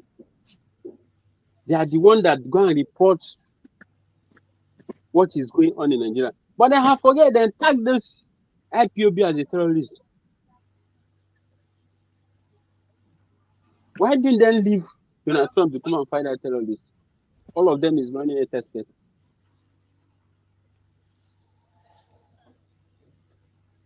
Yoruba pastors, both those, even one of them like that, is it Femi or what they even call his name? And so many of them like that. Because they want to become fame. If they want to, they will be saying if they want to become popular, they should make an Igbo as the forefront. As some of them are doing today. But very soon, they are going to hear it. Because the truth is coming out already. That is why all of them is running up and down. They are not going to tell the Nigeria politicians. They should go and fight insurgents, that those people that are the terrorists that is killing people in the north. Every day by day, they will continue to recruit repeated Boko Haram and they will put it in their military. They're not going to talk anything about it. They now carry Igbo people as for head. Onye nchekwa chi aka mgba akwa ya ka ike ngagwu. Every one of you people, because the fire that is coming to them,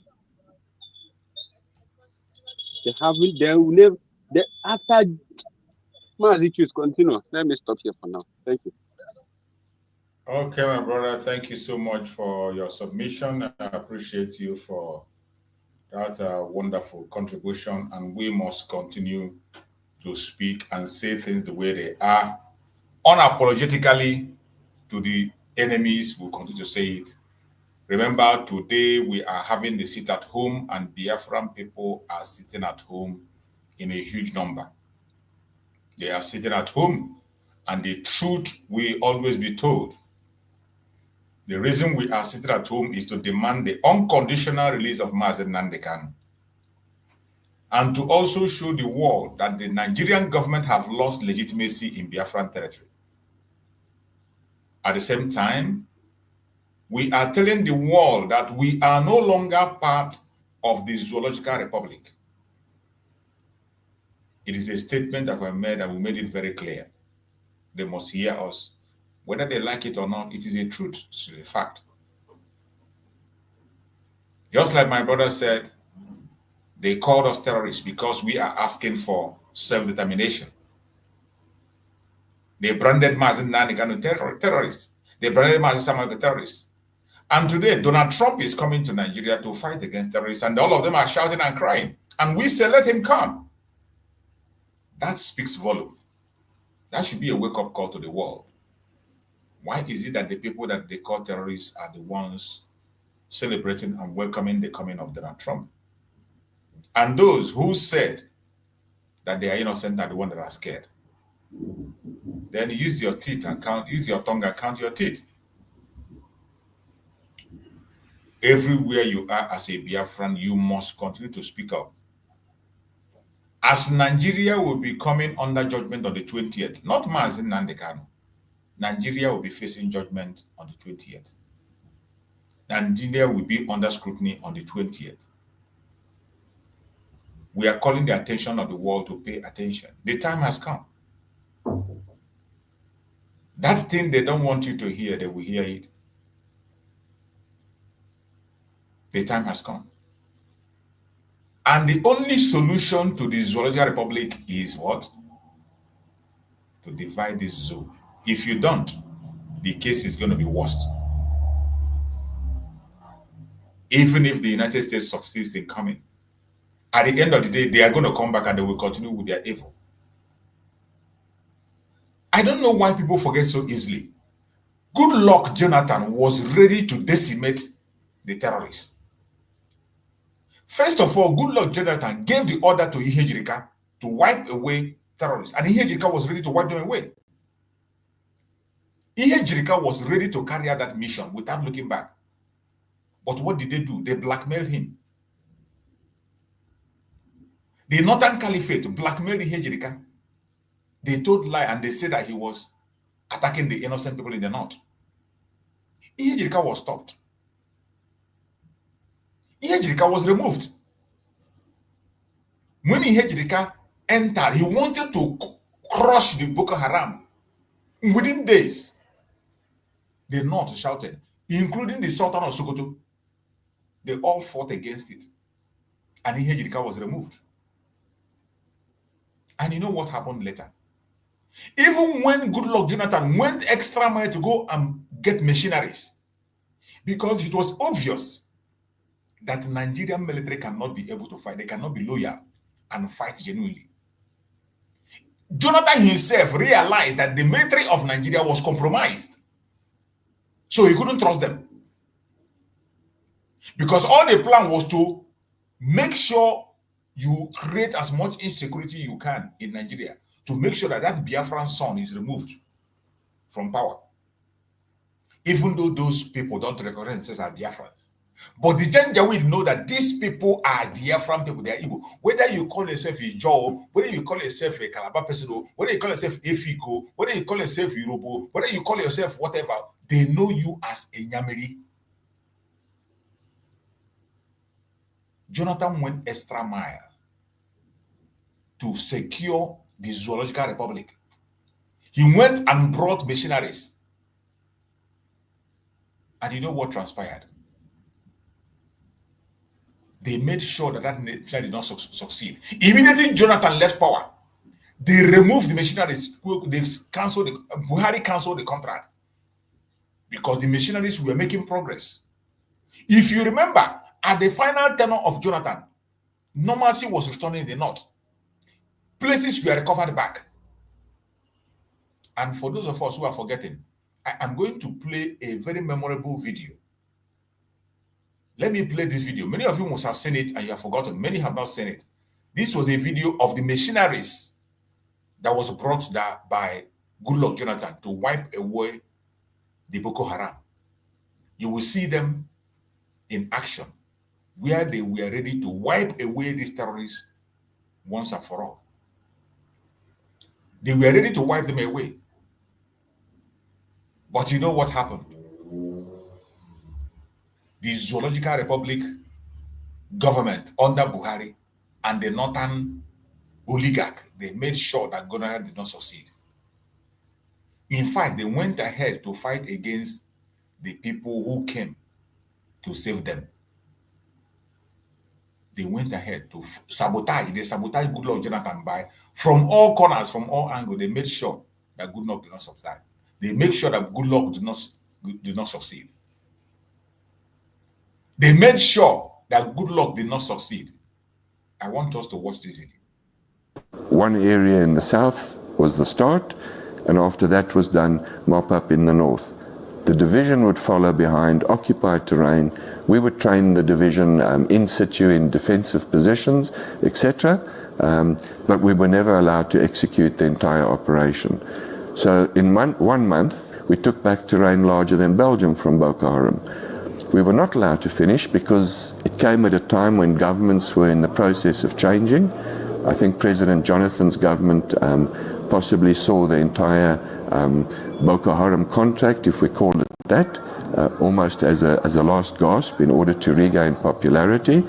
The incoming president, President Buhari, was heavily supported by a foreign government, and one of the first missions was to terminate our contract. Could you name that foreign government?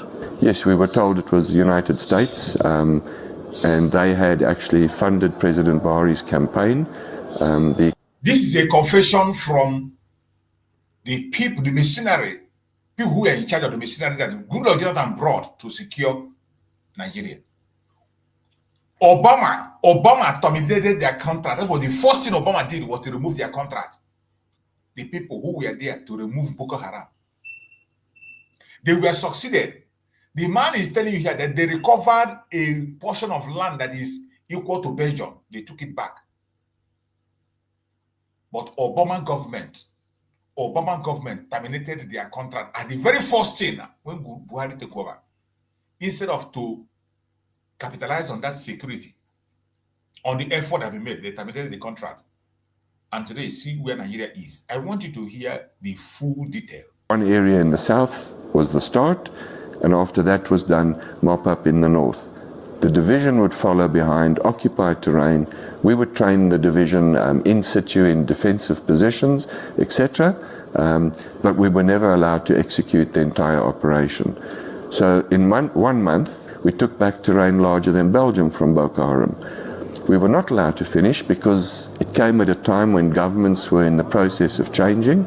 I think President Jonathan's government possibly saw the entire Boko Haram contract, if we call it that, almost as a last gasp in order to regain popularity. The incoming president, President Buhari, was heavily supported by a foreign government, and one of the first missions was to terminate our contract. Could you name that foreign government? Yes, we were told it was the United States, and they had actually funded President Buhari's campaign. The campaign manager for President Buhari came from the US, and I'm not saying that the United States is bad. I understand foreign interests, but I would have thought that a threat such as Boko Haram on the integrity of the state of Nigeria ought to be actually a priority. It wasn't. Why do you think the US would intervene to abort such operation? Again, I can't answer that. I think that the US can answer, but what I've come to realize, that is when a government's foreign interests clash with the state's own domestic interests, conflict is bound to ensue. And those conflicts usually just continue with no end. And we can look at all the conflicts in Africa where foreign forces have come in, they've prolonged those conflicts, they haven't ended those conflicts.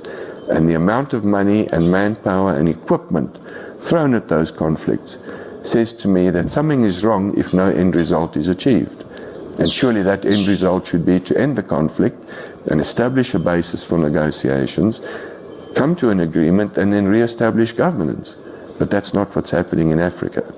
How much did you charge the Nigerian government? Well, first of all, we didn't charge the Nigerian government. And I think here that is a question the Nigerian government can answer. We were one subcontractor. So in other words, the Nigerian government appointed a contractor, and we contracted to that contractor as their subcontractor. So I think that's all I'll say. If you're really interested in the figures, that's for the Nigerian government to discuss.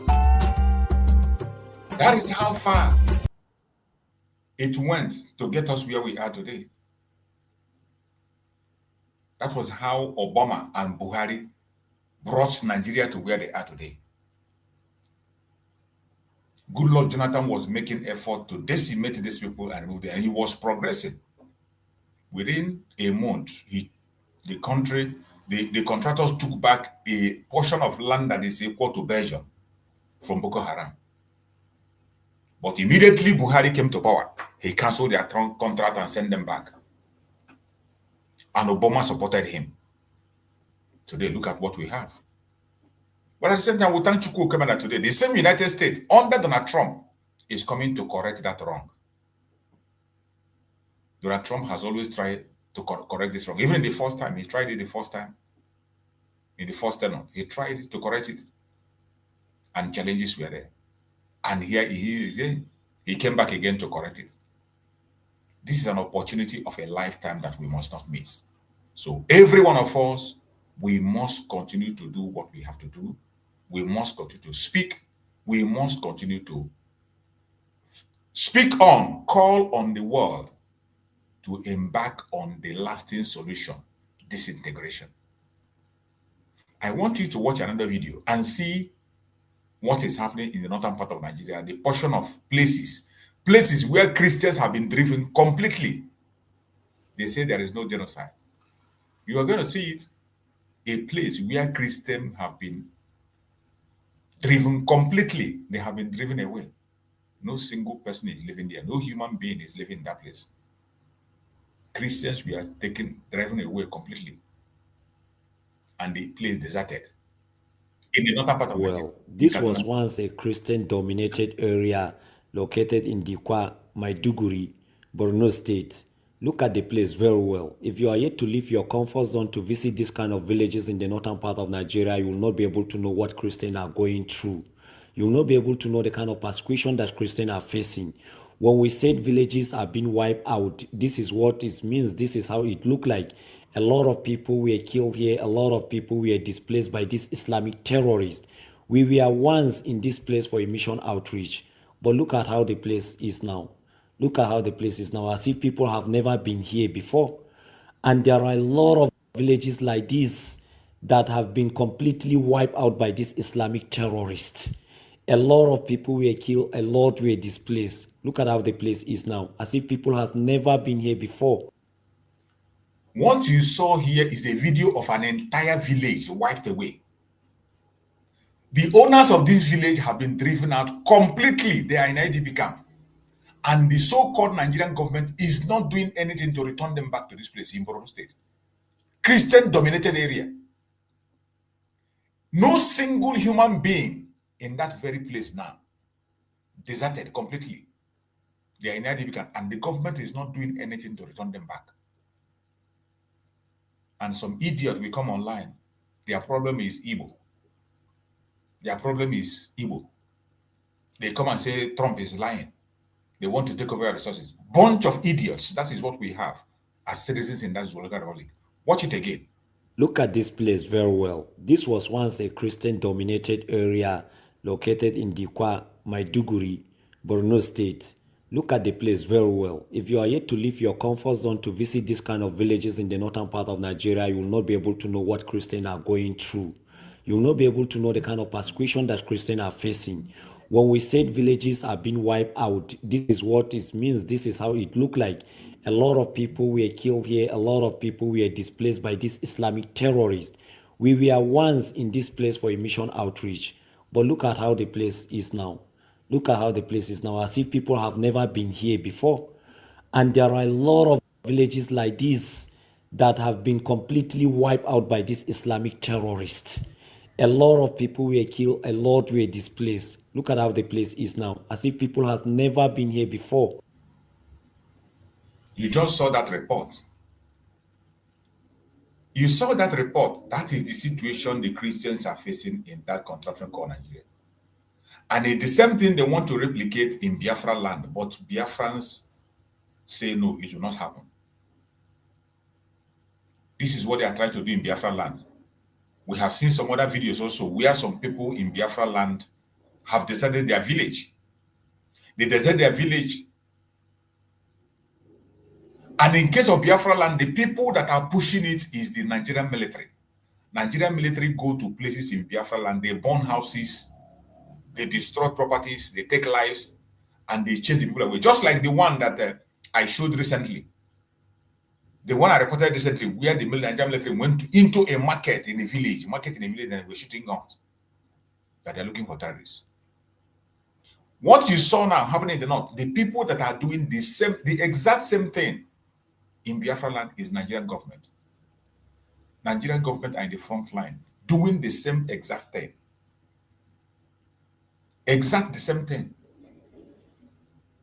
That is what they are doing. But we will not allow them.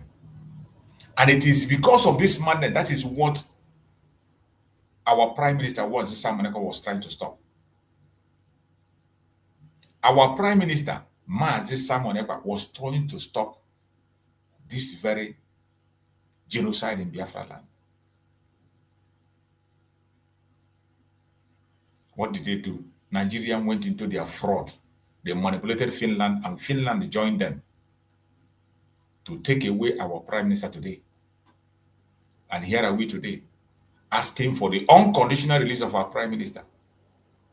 The same thing is what Nnamdi Kanu is fighting for, to secure the life of his people, to make sure that our people are not, their land is not deserted the way this place is being deserted. That is what Nnamdi Kanu is fighting for. And today they took him. They kept him in solitary confinement in the DSS. They continue to torture him in different kinds of ways. They continue to abuse Nnamdi Kanu. And they expect us to keep silent and do nothing. They expect us to thank them for their human rights abuse of Nnamdi Kanu. After they have kidnapped him, they kidnapped him. After they kidnapped Nnamdi Kanu from Kenya. Extraordinary, rendition him to Nigeria, and they still had the guts to take him to their court. They don't want us to talk about it. They want us to accept it as normal, and we say we cannot accept that. We will never accept abnormality as normal. We will never accept that. We will never accept abnormality as normal. We will never. We will not be part of that. No matter how they try to paint it, no matter how they try to baptize it, we will never accept it. I urge every one of us that is here to continue to stand your ground. Do not be afraid. Do not be a coward. This is a time for us to speak. Use your own platform. Even if it is only one person watching you, speak up. If you don't have a platform, you have your own social media network. Share this program there. Share on your Twitter handle. Share it on your WhatsApp group. Share it on your Facebook. Give a voice. Join us on this radical evangelism. We must not allow them to change the narratives. We must not allow them to continue to paint us evil. We are not the troublemaker. We are the peacemakers. We are the solution givers. That is why we are presenting Biafra as the only genuine remedy to the failed state Nigeria, to the genocide in Nigeria today. My fellow Biafrans, before we go on the update on their news today, after the update on the news and we'll round up, so let us go on this very short break, and we come back again and we continue.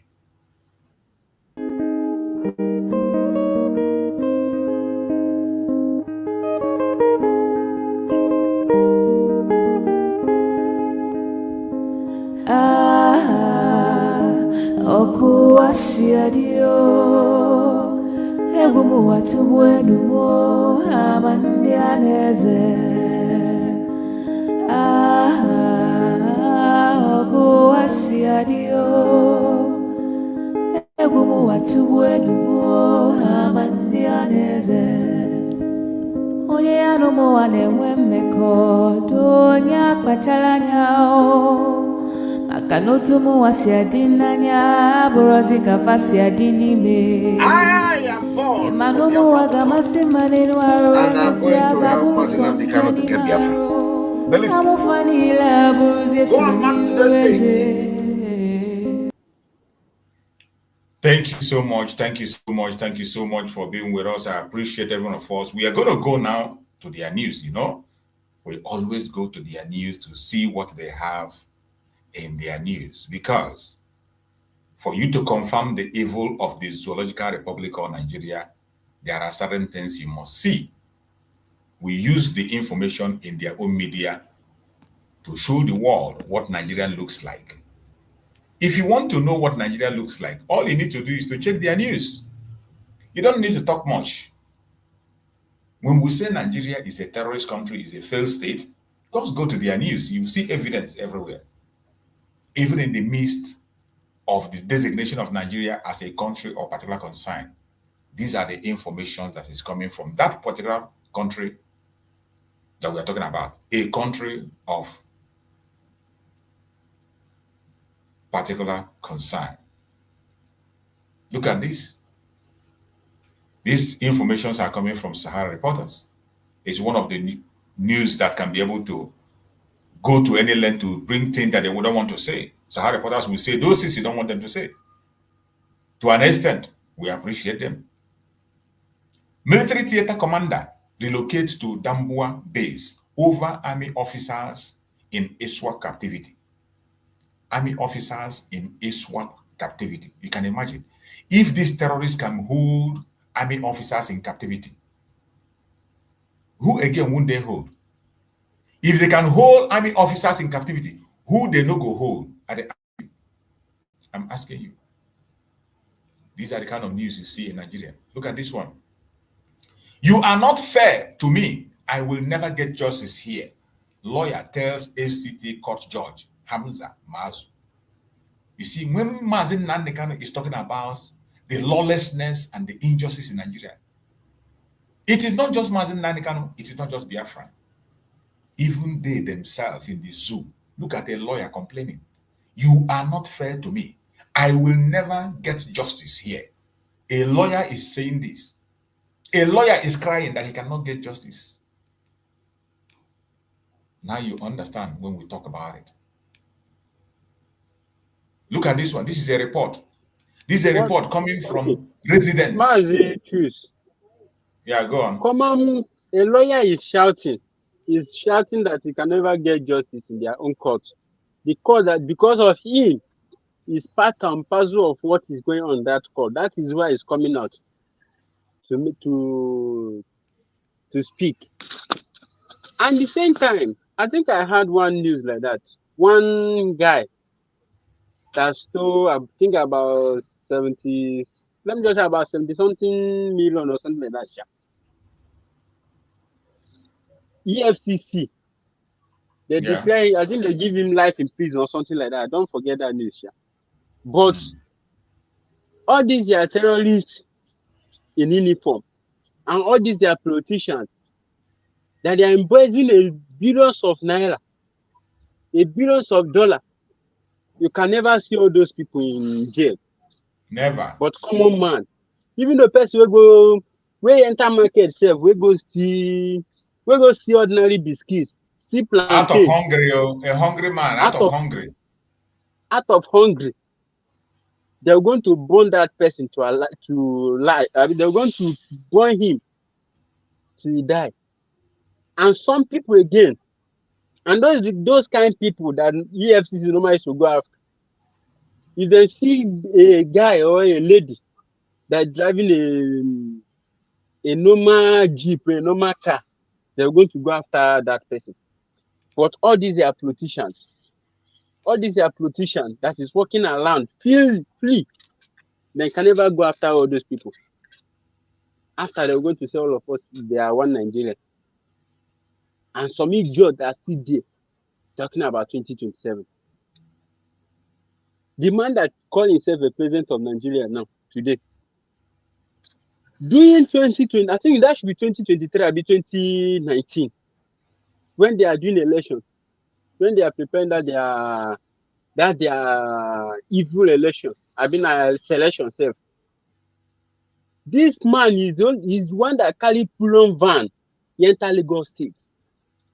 And the whole world see him, the whole Nigeria see him, the whole of these people that he's talking today. That Nnamdi Kanu did this, or Nnamdi Kanu did not do that. None of them speak out. Because the whole thing is now haunting them. Because Donald Trump have started speaking out. That is why I can see all of them shouting in social media. If all of you know what is good for all of you, if you know what is good for you people, this is the time for you people to speak out. Those people that their hand is what is happening in Nigeria today. This is time for all of you to continue speaking it out. They'll continue using you people that call yourself bloggers or what do you call them. They'll continue to use you people. You people are coming out today, say Nigeria is a sovereign nation. Sovereign nation that cannot defend Cannot its secure their citizens. border. Sovereign nation that cannot secure their border. Terrorist is coming up and down. He's coming in, he's going out. Time the whole taxi state today, the place that did not even have camp. All these governors are there. I thank God for what Mazi Simon Ekpa do, because if it's not him, so many Imo state people now, so many of them for being IB camp today. Hope Uzodima go build hospital, send a hospital. After building and everything, they now want to convert it to IDP camp. Mazi Simon Ekpa, Obatu Obie, the dragon himself, Biafrans is waiting for you. Biafrans is waiting for you. We know that you have done your own work. And we also know that you being in Finland today, you went there for purpose. Because Mazi Nnamdi Kanu that is in court today, that is in jail today, we also know that he's there for a purpose. But the time is running faster. We need you now, not tomorrow. We need you now. Chukwu Kikabiam, we are calling on you. The time is now. If there is anywhere that you have seen against you, the time is now. Forgive us. We have suffered a lot. We are calling on you, Chukwu Kiki. That time, Ogawa Kalakelugu. That time is now. Come and save your children. Mazi Nnamdi Kanu have made it. You have made it open for us. They said they were going to kill us. We are going to kill them. At the end, Biafra is going to come. For that Biafra that they are talking about, we need it now. Chukwu, we need it now. The time is running faster. The time is running faster. We are calling on you now, not tomorrow again. On 28th, Nigeria are going to be in court, not Mazi Nnamdi Kanu, because the whole world is going to judge Nigeria on the evil deeds. For the evil deed that they have been doing upon Biafrans all over the year.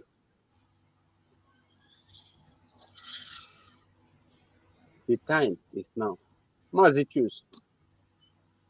I will start from here. Thank you so much.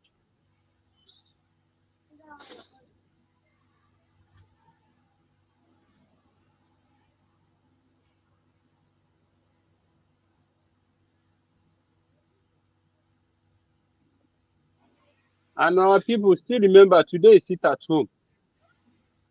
Today is sit at home. The day that we normally use to remember our leader, Mazi Nnamdi Kanu. It's today. Today is sit at home. And the whole Biafrans is sitting at home. Wherever where you did, this is the day that you're going to use to pray for our leader, Mazi Nnamdi Kanu. And every genuine Biafran that have been in detention since. Thank you, Mazi. Choose. Thank you so much, my brother. I appreciate you for that wonderful, wonderful words of encouragement and facts. That is why we are here. So we continue on the update of their news. Look at the news there. We saw there in their, from Sahara Reporter Post, he said, terrorists strike again in Kwara community, abduct 2 chiefs. 2 chiefs, two of them, 2 chiefs abducted in Kwara State. Where is that man that called himself a prelate? Is it the Igbo man that abducted the chief? He is not concerned about the problem that is in Kwara State. He's not concerned. Look at terrorists strike again in Kwara community, abduct 2 chiefs in Kwara State. Where is that man? Igbos are your problem. Where is primate Ayodele? Igbos are your problem. Kidnappers abducted 2 chiefs in your land. You are not concerned. You are not concerned. Imagine when they have grown to the extent of abducting chiefs. Chiefs, you can imagine what will happen to the ordinary people. If they can be bold to abduct 2 chiefs in a community, you can imagine what they will do to ordinary people. And somebody is there focusing on Igbo. Igbo are your problem. Igbos are your problem. Primate Ayodele, terrorists strike again in Kwara community. Just some few hours ago. I think just yesterday.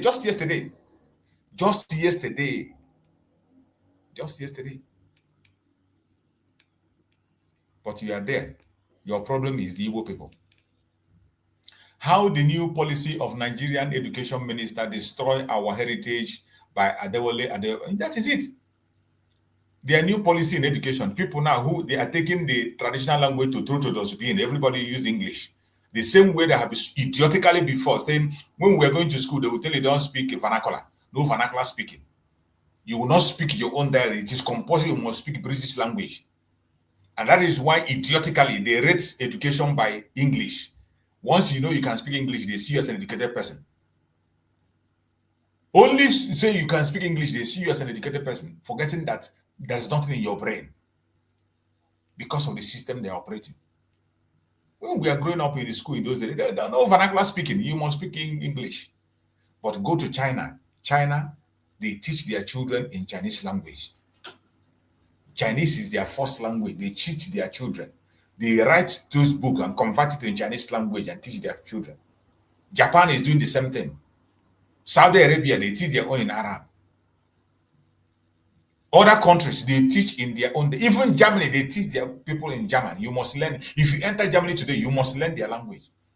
But in their own, they are throwing away the language. Their education system, now they are even forcing it that you don't have to learn Igbo again. You don't learn Hausa, you don't learn Yoruba, you don't learn traditional language. They don't want it anymore in Nigeria. That's the country that will survive.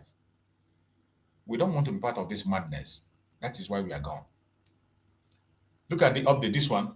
Pope Leo condemn attack on Christians in Nigeria. Others call on global leaders. Yes, at least his comment is sensible. His comment is sensible. Pope Leo, all the way from Vatican, has made a comment. But what did they call him? Oyedepo and what did they call him? The one of Redeem has refused to say anything. The man in Redeem has nothing to comment. He only told you to give 100 days to Trump. Even though his own congregation are most affected. His own pastor has been hacked to death. His members have been kidnapped and continue to be kidnapped. But he will not say anything. He will not say anything. A pope all the way from Vatican is showing concern. Pope Leo condemned attack on Christians in Nigeria. Expressly mention it, attack on Christians. Then others also call on global leaders. That is how to be sensible. Even if you don't want to, point it out and say genocide, the word that I say.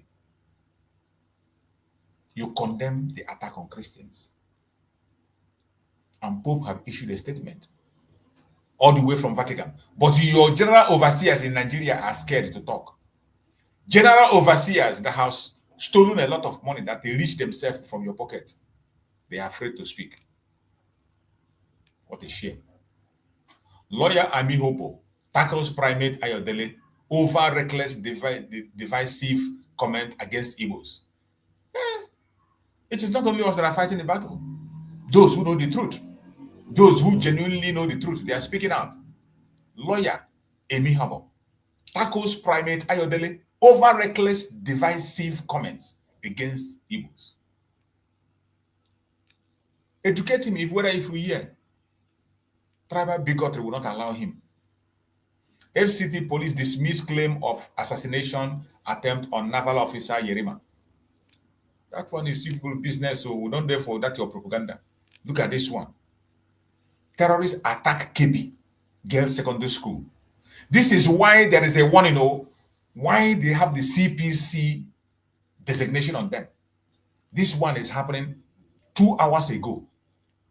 2 hours ago, terrorists attack KB Girls Secondary School, abduct several students, kill staff members.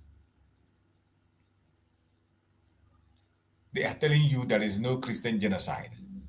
There is no trouble. You're concerned about the word Christian genocide. But as we speak, they have been emboldened. They are running rampage. This is the North that are negotiating with terrorists. So the same northern place people that are negotiating with terrorists, look at what is happening in their area. Terrorists attack KB Secondary School, abduct several students, kill staff members. This thing happened some hours ago. Some hours ago. Continue playing. Continue playing. Look at this one. Terrorists raid Patagi community in Kwara. Kill police operative, vigilante member. See that same Kwara state in Nigeria, in the Zoological Republic. But their problem is Igbo. Igbo is their problem. Right? Igbo is their problem. Igbo is their problem. But look at it. Terrorists raid Patagi community in Kwara state. Kwara state. Kill police operative, vigilante members. But primates, the only thing that the primate can see as their problem is Igbo people who are doing their businesses peacefully. Igbo people who said they want self-determination that is their own right, not a privilege, a right supported by international law, a right supported by African peoples and human rights law, a right supported by Nigerian law itself, lawfully demanding for self-determination and demanding for referendum. The problem is Mazen Nnamdi Kanu. Their problem is Mazen Simon Ekpa. But look at terrorist raid Patagi community in Kwara, key police operative, vigilante members. And in the north, they are kidnapping students and school children, but they are busy negotiating. And you want to take Nigeria to court on 20th. You want to take Nigeria to court on 20th. The world is watching. The world is watching. And we'll not be able to stand this. Amnesty International decries worsening health of Kanu singer sentenced to death for alleged blasphemy. You can see. An innocent man, a singer, they sentenced him to death for blasphemy. In a secular country, in a secular country,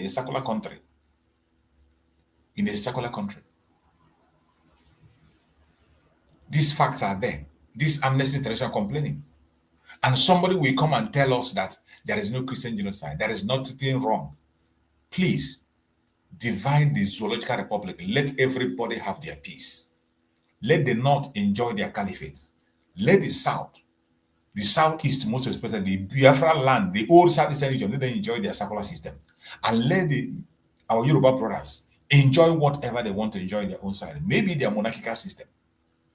Whatever one that works for anybody, do it. In the middle belt, let them also each other apart. Because these things are getting worse.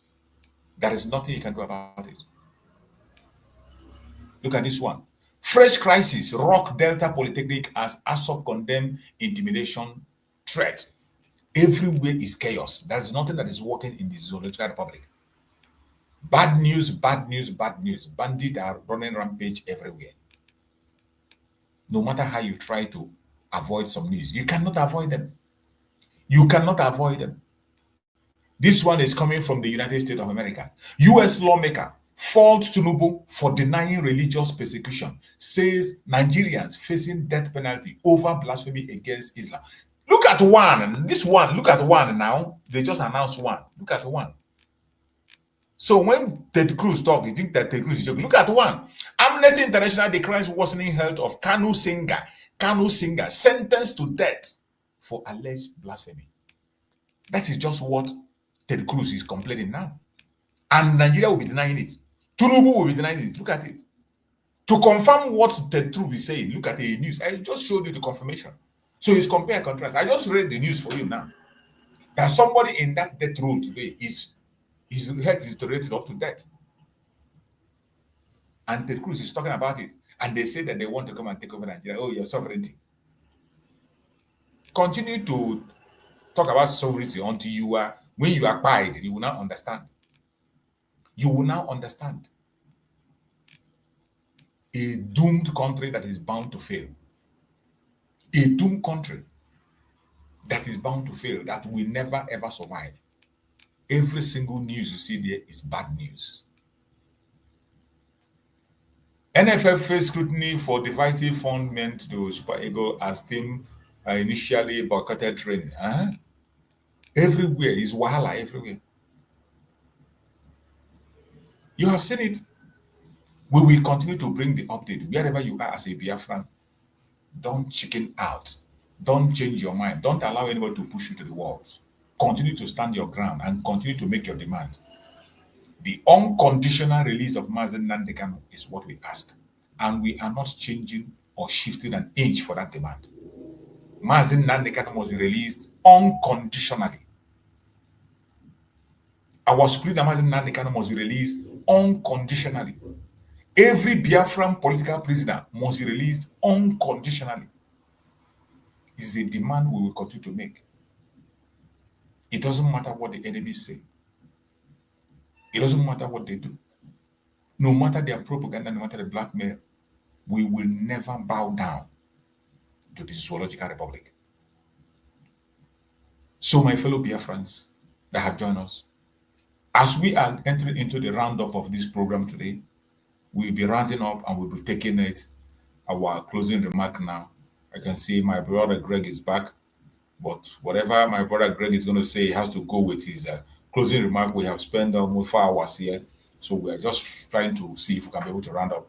Are you there, my brother Coachux? Are you there? Give us your closing remark as we are going to close. Coachux, are there? Give us a closing remark. We are rounding up. Yes, I'm here, man. Thank you so much for giving me the opportunity once again.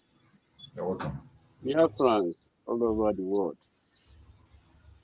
This is the time for every one of us to continue to pray for our leaders and continue to speak out. Our Nnamdi Kanu is in the president today. It's because of me and you. Likewise, Simon Ekpa is in Finland today. It's because of me and you. And to remember, we are not going to expect them to come out and come and start the work they are doing before. That is the reason why every one of us went to Finland to declare Biafra on 29th of November 2024. Because that is the day, the name that you are bearing today is being given. Because so many of them that are in social media today shouting at Nnamdi Kanu or Simon Ekpa did not support that 29, that is second. We will still ask them again. If Dr. Simon Ekpa give a date, 2nd of December. For this baby that we're talking about, which is United States of Biafra, the date of the delivery changed, which is being delivered on 29th of November. We're not going to say because of this baby was delivered on 29th, we don't need this baby again. What we need now is support to make sure that this baby that is being delivered, that enemy that is fighting, did not take away that baby from every one of us. That we should continue to support. That we should continue to make sure that this baby we take very good care of this baby. And that is what we are doing today. And at the same time, Simon Ekpa, you're not going to come out and start doing stuff before. Every one of us have to do the needful by make sure we speak and support and also pray for our leaders so that when they are going to come out, they're going to like and they're going to be very happy as well for our stand. And that is what we are doing. Today is sit at home, and every one of us know that today is sit at home. Because nobody went to say that did not know that today is sit at home. And 28th, Nigeria is going to court. Nigeria is going to court. And our prayer and our speak for us to come out and speak, that is going to make the international world to hear our voice, so that they're going to come and support what we are doing. I pray that Chukwu Kikadiam will continue to protect our leaders and our present leader now, Dr. Ngozi Oravezi, and all those that is working with her, and everyone that is standing on the truth. I pray that Chukwu Kikadiam will continue to protect every one of us. And protect you, man, choose. Because you coming out as well. You see? It's a very big assignment that you myself are doing. And every media that is standing on the truth. Chukwu Kikadiam will continue to protect every one of us. In the mighty name of Chukwu Kikadiam. You see? Thank you, man, choose. Thank you so much, my brother. I appreciate you for that prayer. We really need it. Thank you so much. I appreciate you. My brother Greg, you're back again. Greg, give us your submission and closing remark at the same time as we are rounding up. Bro, Greg, you're there? Yeah, Master. No. Thank you so much for the second opportunity. I've been in and out. Yeah, yes, it's not easy. Yeah. So thank God for the strength, especially on you that is coming out every day, 2 times to broadcast.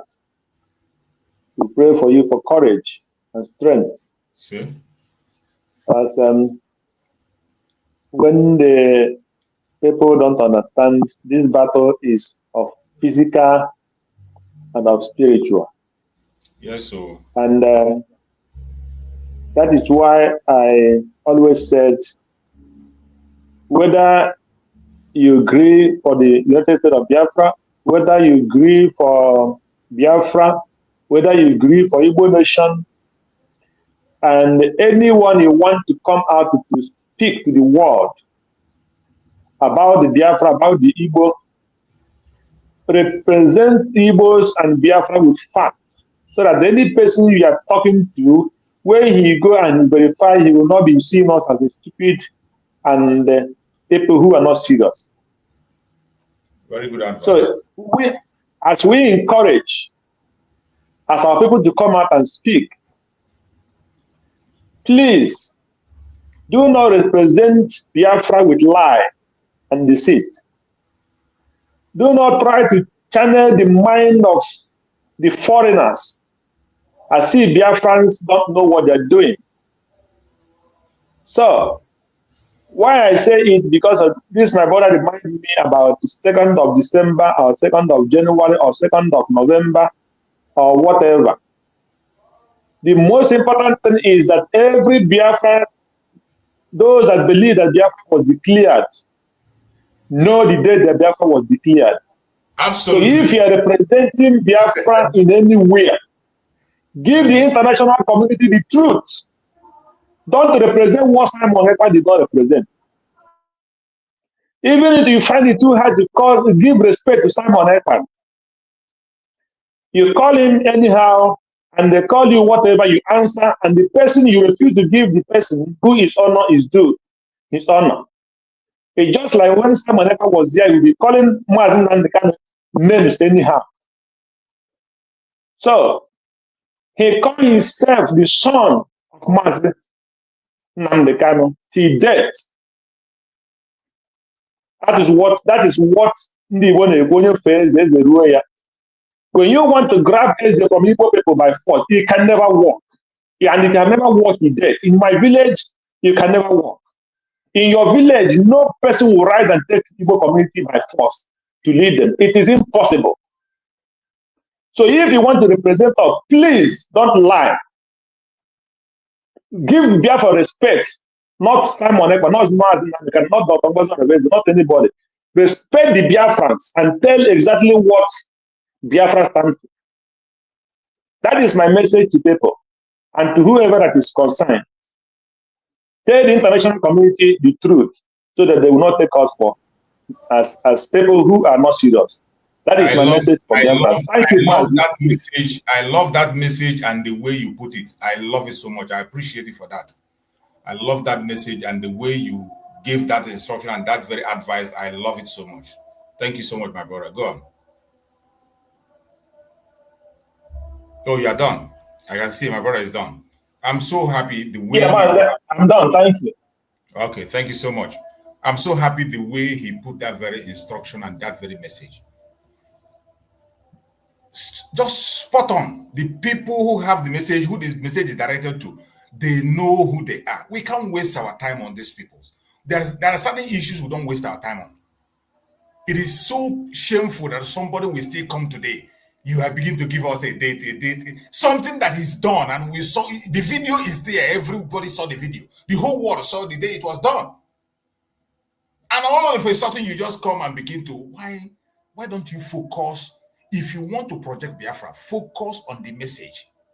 Any place you can go to push the message of Biafra, just like my brother said, under any umbrella, give that respect to Biafran people and speak the truth and nothing but the truth. You feel free to. What we want today is to project it, project Biafra in any place, whoever you are. But this advice is important. Speak the truth, project it in the truth, so that you don't cause problem instead of causing, instead of creating an awareness.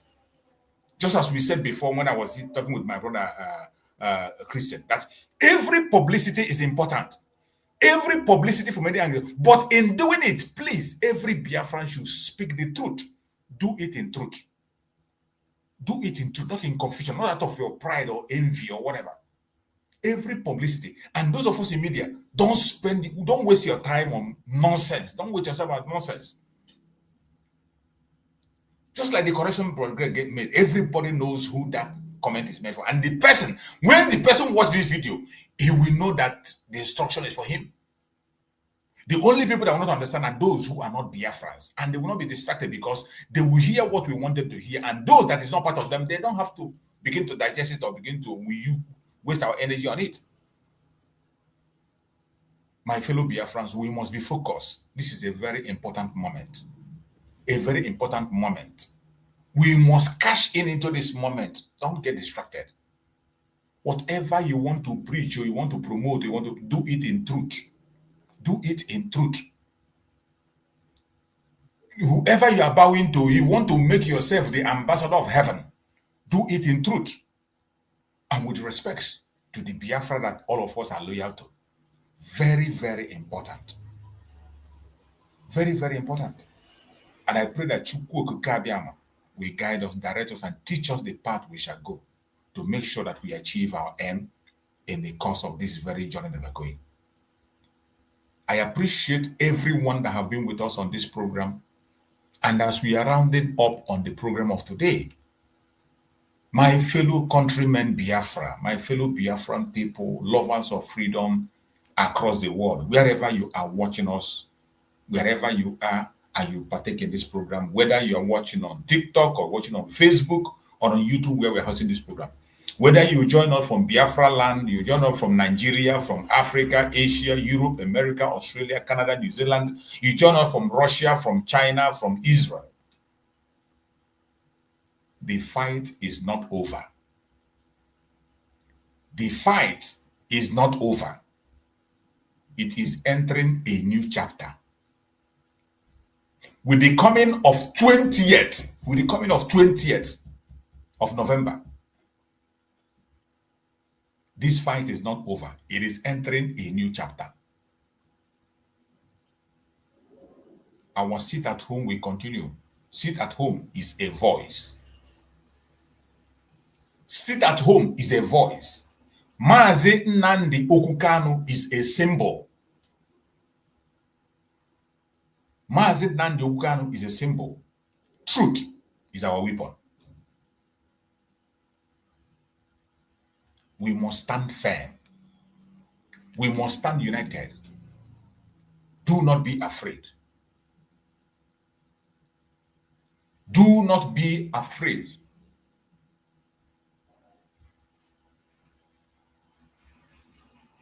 wherever you are joining us from. As we are ending in this program, I urge you in the name of Chukwu Kabiam. On the comment section, write it there and say Biafra is rising. Type on the comment section and say Biafra is rising. Biafra is rising. Biafra is rising. May Chukwu Kabiam continue to guide and protect every single one of us.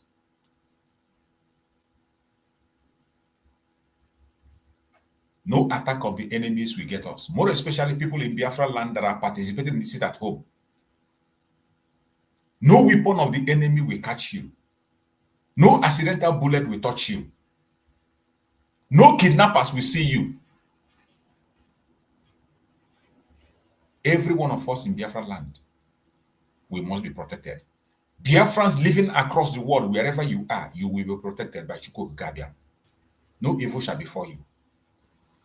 And we pray for all our leaders, more especially our supreme leader, Mazi Nnamdi Kanu, and our Prime Minister, Mazi Simon Ekpa Njoko. We pray for them for strength. We pray for them for good health.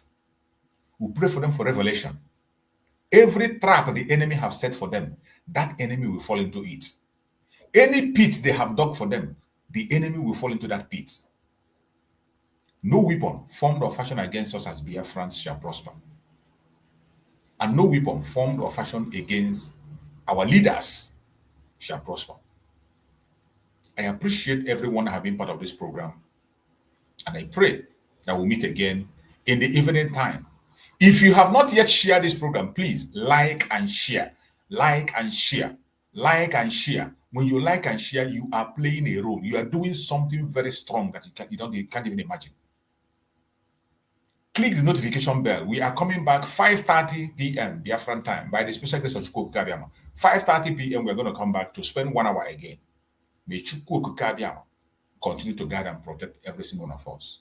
Thank you so much and stay safe. See you later in the evening. Remember blessed.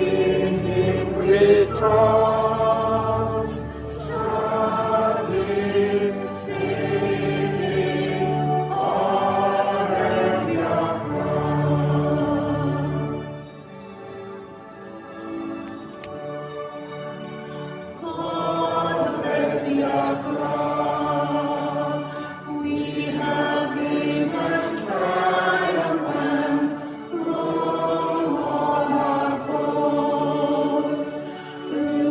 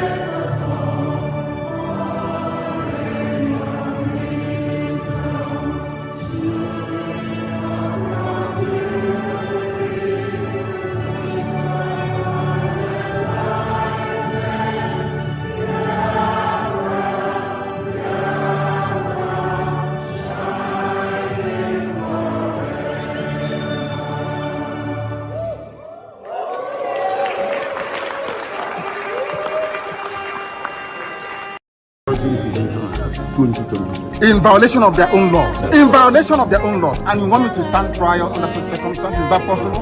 Nnamdi Kanu to stand trial where all these shenanigans are going on? It's not possible. Anybody standing in trial or coming to try me is a terrorist. That's what they are not me. As simple as that. Section 2, subsection 3F of Terrorism Prevention and Prohibition Act. That's what it says. Any court considered to try me is committed an act of terrorism. Yes. Very clear. You cannot violate a treaty that Nigeria entered into and then come to try that very person. It's not done anywhere in the world. So you must be aware of that. So that is why there is all these ridiculous delays. That is what the Supreme Court said. I did not jump bail. My home was invaded. They came to kill me and I survived. They came to Kenya to kidnap me, brought me back to this country and seeking to try me, which law says cannot happen. You cannot violate a treaty that they entered into and then hope to stand on that illegality to conduct a trial is not done anywhere in the world.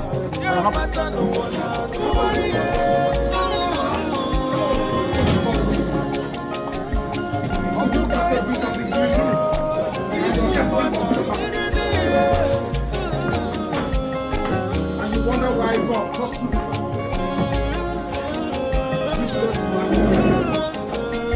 You don't know what justice means. You have no idea what justice means. You don't know what justice means. Useless.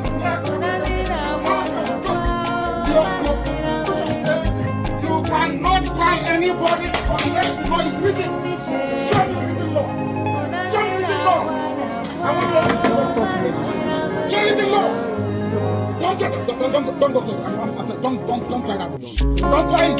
Don't try it. Don't try rubbish. Don't try rubbish. Useless people. You don't know law. You don't know law. Your own constitution you don't respect. Supreme Court's judgment you don't respect. Then why are we in a fight? Why are we in a fight?